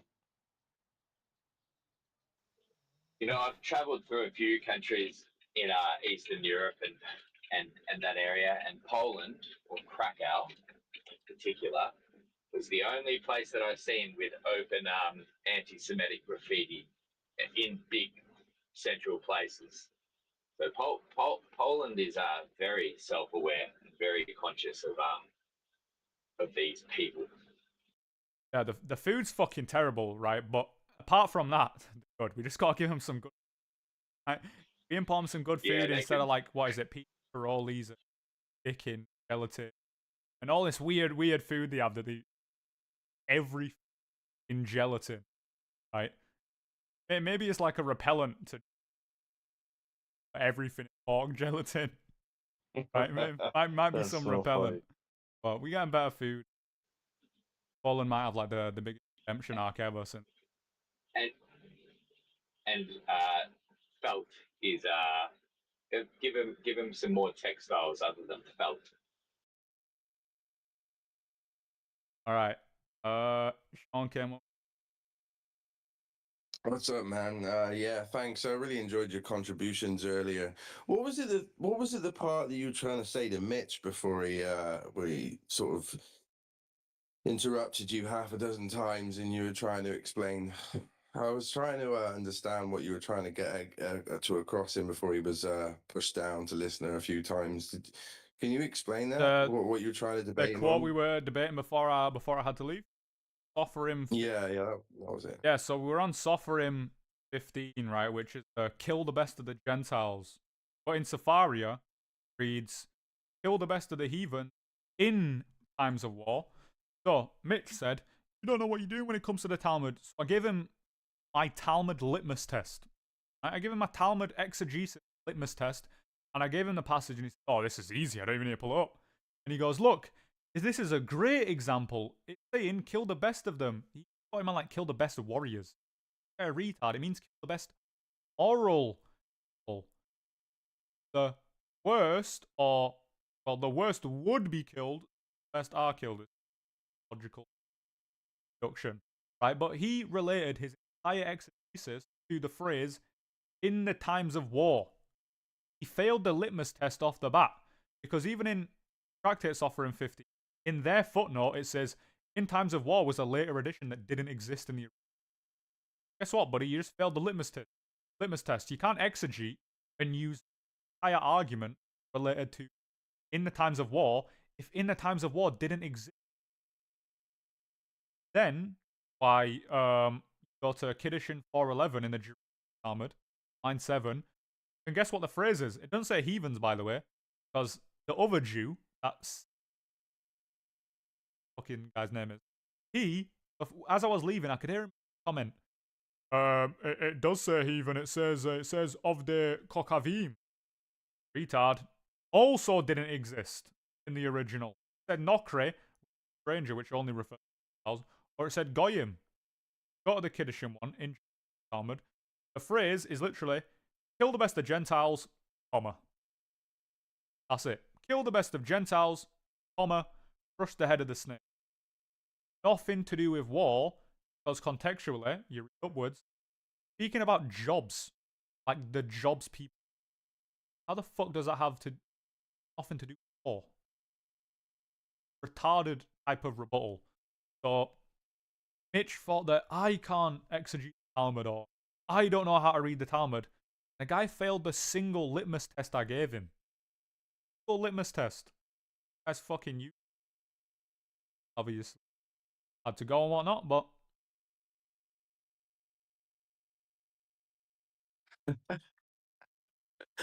Thank you, Father. And just one more thing. I'm from Monday. I'm actually going to be I'm following my Christianity, and I've been thinking after speaking to a few people from Spaces what I can give up for Lent. And it's going to sound weird to a lot of people, but I'm going to be giving up Spaces for Lent as one of the things. But I'm on my travels. I'm actually in Taiwan, and I might be taking a little poke around something called the Talmud Business School in Taiwan. Do you know anything about this, or what I can expect? What is a Talmud Business School? search your quick. Rabbi Google. A lot of dirty business, my Yeah, friend. I want to know what Talmudic business is. Talmudic That's where business. shit. Oh, you I know what I won't- think it Where is? shit coins are born. I I think I know won't what it allude is. to the details just because I would tell you where it is and all these things, but I won't, because there's a few, but I won't allude to specific details because I don't want to crush the operation, so to speak. So yeah, please tell me what I can find out. Oh. looking at is Talmud. They have Talmud. Oh my! No wonder all this gay shit's going on in Taiwan. Like free China. Even though you look at the actual people in Taiwan and they're saying we love China. No wonder they've got Talmud hotels. Hotels inspired by the Talmud. Fuck. Yeah, I know. How is the but hotel it's inspired by fucking the hell. Talmud? And then Talmud business. All right, I'm looking at a PDF right now, which I'm going to after this, called "The Talmud as a Business Guide." So my guess is it's a business based around the Talmud. So you'll probably learn how to tax evade. You'll probably learn how to abrogate loans. Do all the moral and ethical things of the business world. Well, yeah, you should definitely check that shit out. That honestly, Yeah, that sounds this is a fucking. whole treasure trove for me. I'm gonna absolutely do some huge investigation this weekend and make sure that I'm fully prepared. Thank you, Goyfather. Again, thank you for your contributions earlier. Definitely in the back channels trying to work something out. I'm sorry that I pulled so many people away from JQ Radio. I love this home, but there was no way that we couldn't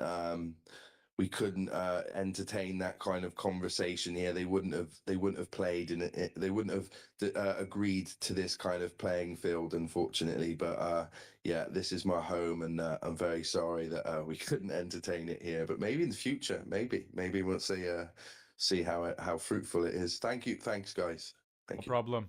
On your thing of giving up spaces for Lent, I might do the same thing. A full 40 days. Write a shit ton of. Probably give up. I'll probably do that one. I can't give up. Or maybe just do like the space. Try not to. Idea. But let me know how your Talmud school tax evade. Oh yeah, I think what I'll do as well. Yeah, I'll keep people posted. I do specifically aim to keep, because it's not fair that I don't keep posts up, threads up, or engagement up. So adding value to other people's content. So I will be continuing to do that. I'm just giving up spaces just to add that. Yeah, that's what I'm doing. Thanks, guys.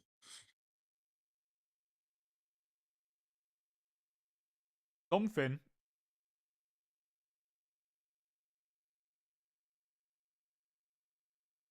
Fasting. Fasting.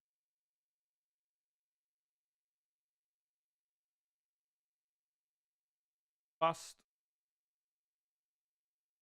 Not just. Oh, no better way to spiritual harass than separate yourself from possibly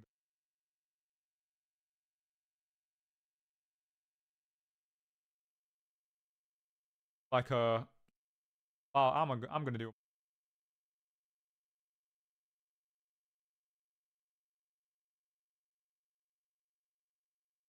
But anyway, Germany for after ever I think extras or something.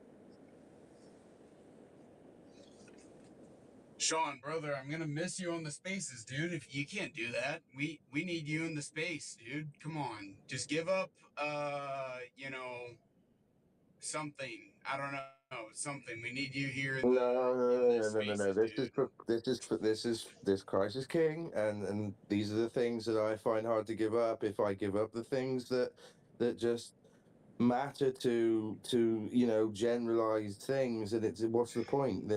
This is it, brother. Sorry. I know. Give up alcohol. Give up. I don't know what. Something food related or something.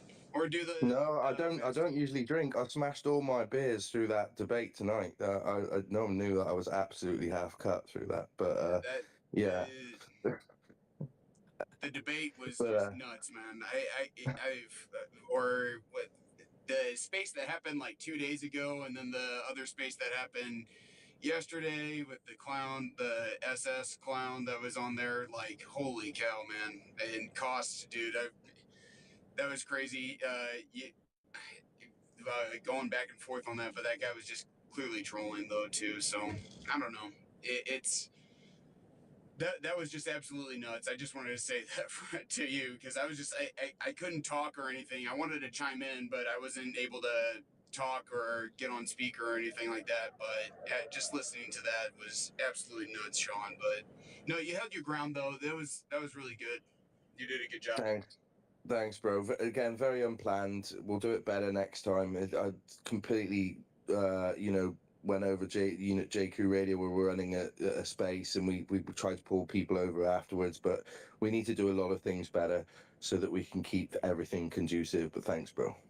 And then earlier in the night, not earlier, or it would have been earlier for the night for you, when that guy, what was his name? I can't remember, the Hebrew guy that was going back and forth with Ian and Cost, and I was just like, dude. Once I saw him pop up, I was like, yes, all right, perfect. You let Ian cook him, but that was hilarious. Yeah, as well, I'd mention on that Germany as well, because the thing is, right, we need to be prepared. Goy Father right now is offering opportunities for the Talmud discussions, but if we're gonna debate these people, some people need to come. We're not gonna have people come up and be like, "Oh, what does this mean?" These guys, if we prepare, we need to be able to listen to Goy Father, and we need to be able to listen to some of the verses that he puts out, right? So that you have talking points. It's like going to war without any of your ammunition, any of your webbing, and any of your Bergen. You just walking into a war without being equipped. So I really do say, bringing it back to the topic, we need to start having more discussions with Talmud talk and actually understanding some of these things that we might even face if we're going to debate them in the future. So yeah, thank you, Germany. Right, because it's like a surprise attack. It's like an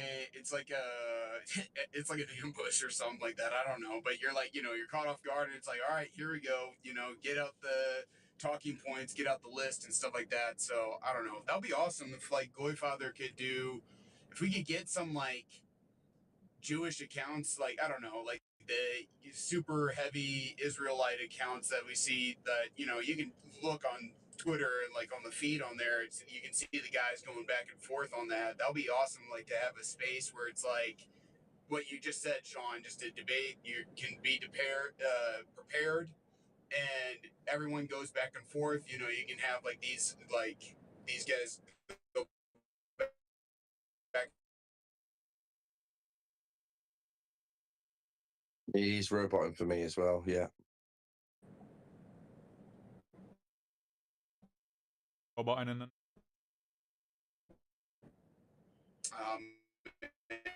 And it's all right. might be all right now. Can you hear me now? All right. What did you hear? Oh, No. But I mean, I'm just saying. No, it's not working. You might want to go back down and back up, brother.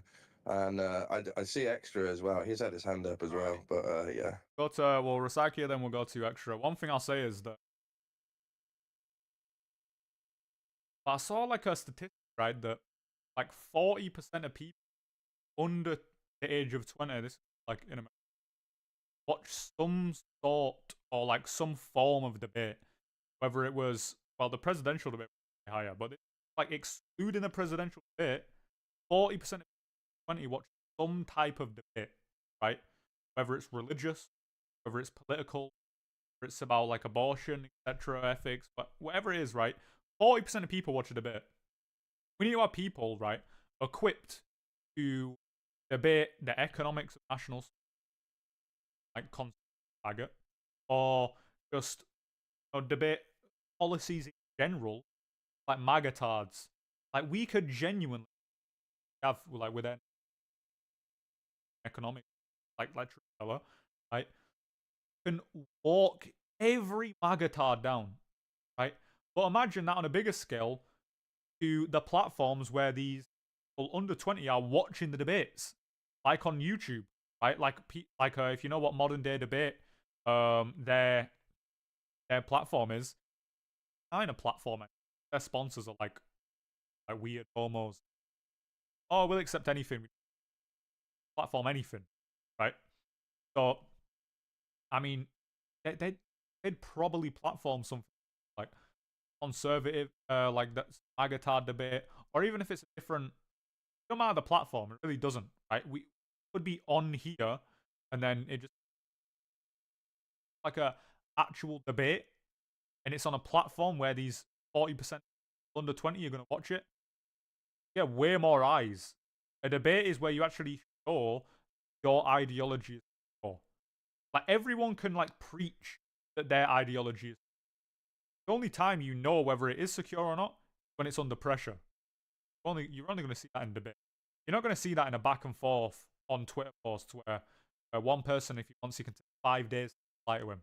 You're not going to see on the dot when you get to the 20-minute when well not period, right? But when you're going through opening statements, puddles, so on, so forth, and then you get to cross-examination. That's when you see whether your ideology can stand or not. Or rapid fire questioning, and they have to. That's why I treat anytime a duel come up and it's not a formal debate, I'll treat it like a cross-examination. That's why I'll always pressure them, because in a formal debate you're allowed to do that. If someone's wasting your time, you can say I relinquish my time and ask a new question, right? Or just ask the same question. Right? They have to be on your terms when answering. Get some more debates out. Get more people go to debate. Why, if you hear what I say, don't just say, "Oh, Talmud bad." Oh, take it in, take the other passages, understand the arguments that I'm laying out, because sometimes I'll give you the right, like I did with the child marriage thing, and then I'll show you how to debunk their own refutations. That's on. But anyway, yeah, stuff like that, man. Ideology. Just continue to add as well. Can we share the space? Everyone, I just woke up, but please, can we share the space for Goy Father and JQ Radio? We'd like to obviously get more people in here. Thank you. Well, I'm about to head out, but after extra, and then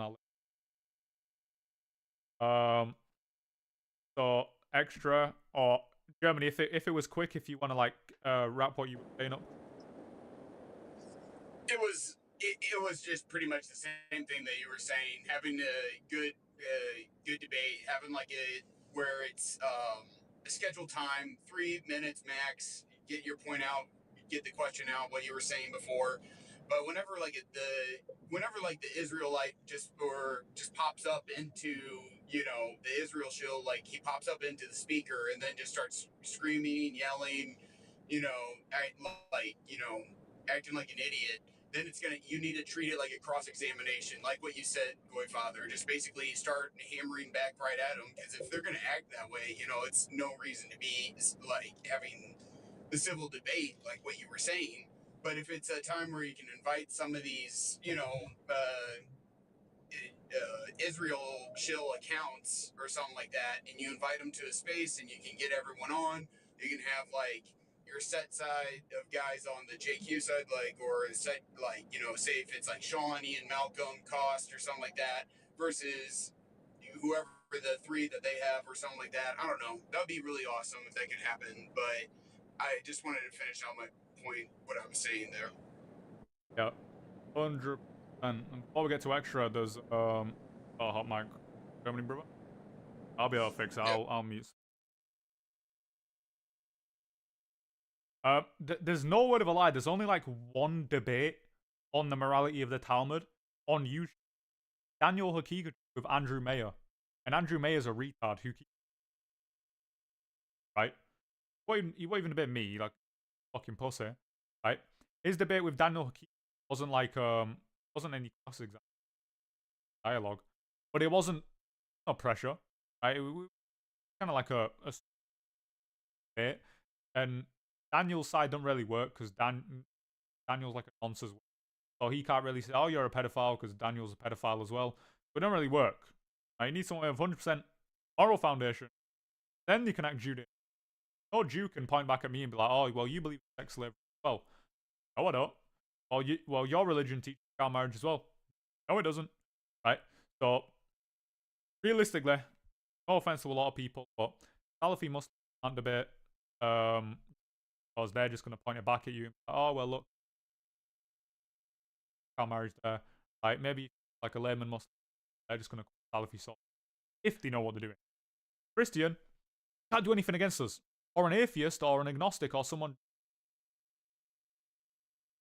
They're just right. Forward our moral area. Last thing. Actually, I'll let extra go. Then I'll. All right, fair enough. You can keep that thought then until the very end. I wanted to say to you, you were asking there as how to pronounce Gregors, right? And I had a Polish colleague called Gregors, called him Gregors for years. And I said, are we pronouncing it right anyway? And he says, it's actually Grzegorz or something like that. And I went, Grzegorz. And I I'll says, stick to all right, Gregors. listen, I'll stick to yeah, Gregors. we'll go back to Gregors. That's I said, we'll go back to Greg. But anyway, as far as that Taiwanese anti-Semitic or Talmudistic hotel or Talmudistic school, I found an article on the JC, not the JQ, the JC.com, right? The Jewish Chronicle. And it's fascinating. It's a long enough article, but I think you're going to like hearing a couple of paragraphs from it. And when I was reading this, I thought exactly of Pilpul, right? So they go around the world manufacturing anti-Semitism, right? Just so then they can fight against it, right? Listen to this. People who grow up in an East Asian culture seem to be better at accepting opposing concepts simultaneously. Study of East Asia demonstrates that it is possible for anti-Semitism and adoration or philo-Semitic love towards the Jewish people to both exist in a single human mind. Something that appears at first as a cultural misunderstanding or as being lost in translation can be understood as an expression of the mind that developed in an East Asian cultural context. One cannot understand East Asia without concepts of paradox logic, and one cannot claim to fully understand anti-Semitism by ignoring how a quarter of the world's population processes that anti-Semitism in this region is a problem with little significance. I disagree, given we are living in an increasingly interdependent and Asian world, because the study of anti-Semitism is not only of benefit to its direct victims, rather, it helps us to understand how people and societies function and view the world, should they follow this ill-guided way of thinking, right? And there's just a last little bit here that I wanted to read that I thought really kind of brought out the whole lot here, right? Or you see where it's going, right? He says, generally speaking, East Asians, compared to Westerners, regard the world as highly changeable, complex, and consisting of interrelated components, and often see events as moving back and forth between extremes. Westerners are inclined to attribute behavior to the actor, while Asians are prone to attribute behavior to the context. So do you see how they're weaving such an elaborate framework for, we didn't do it, Goy, it was the context that did things to you. It's fascinating. I'll see if I can link the article or put the article on my page later. Typical. Yeah, put that in because I'll Jews, man, with whether it's a woman stabbing herself and guy, it was a guy who stabbed me, or painting swastikas on the side of buildings and all this crap. Always trust a Jew. Same shit was when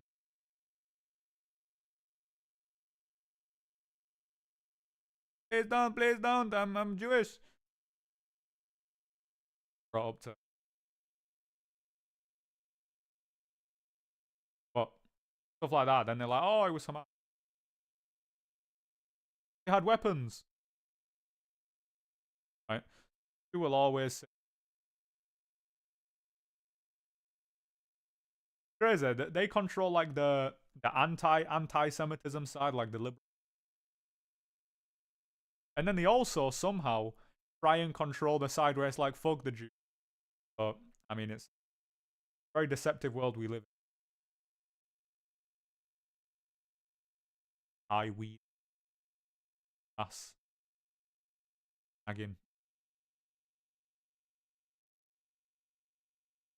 All right. Anyway, last thing.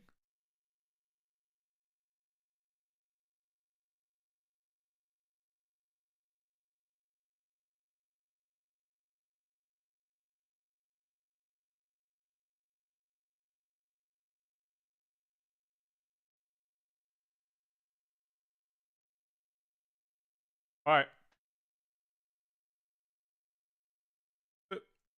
Right. We see in the bubble right now, paywall is removed. So for people who don't like it watching the video, or like read it, now you can just add the paywall and video on it. So have it for no. Right. Remove the paywall. All right. So now anyone can link it to people. I realized a lot of people are spreading around. So now every time you see the meme, yellow box meme, Campbell's Aryan, just link the Substack post and then link my picture, right? Where I go over all the quotes and rectify them. I probably need to make a prettier look or make it like the one on the left because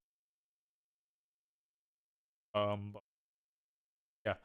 Make sure every time you see that picture, the one that's got like Yad Shastu, Soffering, Sanhedrin, Ebemoth 90, all these other quotes. Link my Substack, show them this is what it actually is, and then link or just paste my picture in and show the one where at the bottom of my Substack, by the way, but at the bottom of the Substack, I rectified every quote with the Hebrew of the text, with different variations. Text Safari.com, contextualized, boom, mashed it all together, got the original and what the actual text is, and put it on our own meme. I'll make a. But anyway, yeah. Go repost it or bookmark button. Hit the bookmark button so you have it. Anytime someone gap in, oh look, Talmud is. Oh, what have I lied? For the past like 2 days, I've had like these 4 fucking my inbox. One bitch who tries to refute by using Grok AI. Put the quote in Grok AI and be like, is this? Grok will be like, no. I'll show her the screenshot of the actual Talmud of it being true. Go, well, Grok says it's wrong. Oh, my bad. I thought Grok was you. Right? So, stuff like that. Back. Can't run from time on it. Debatable. Got that to look at. Anyway. As well as the video on my Rumble. This session of Talmud Talk. Also on Rumble and YouTube. Don't really use testing the waters to see. Again.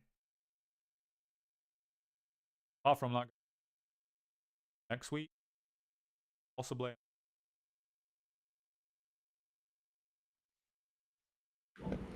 But anyway. Awesome. Thank you, Goy. No problem, guys. God bless everyone. Yeah.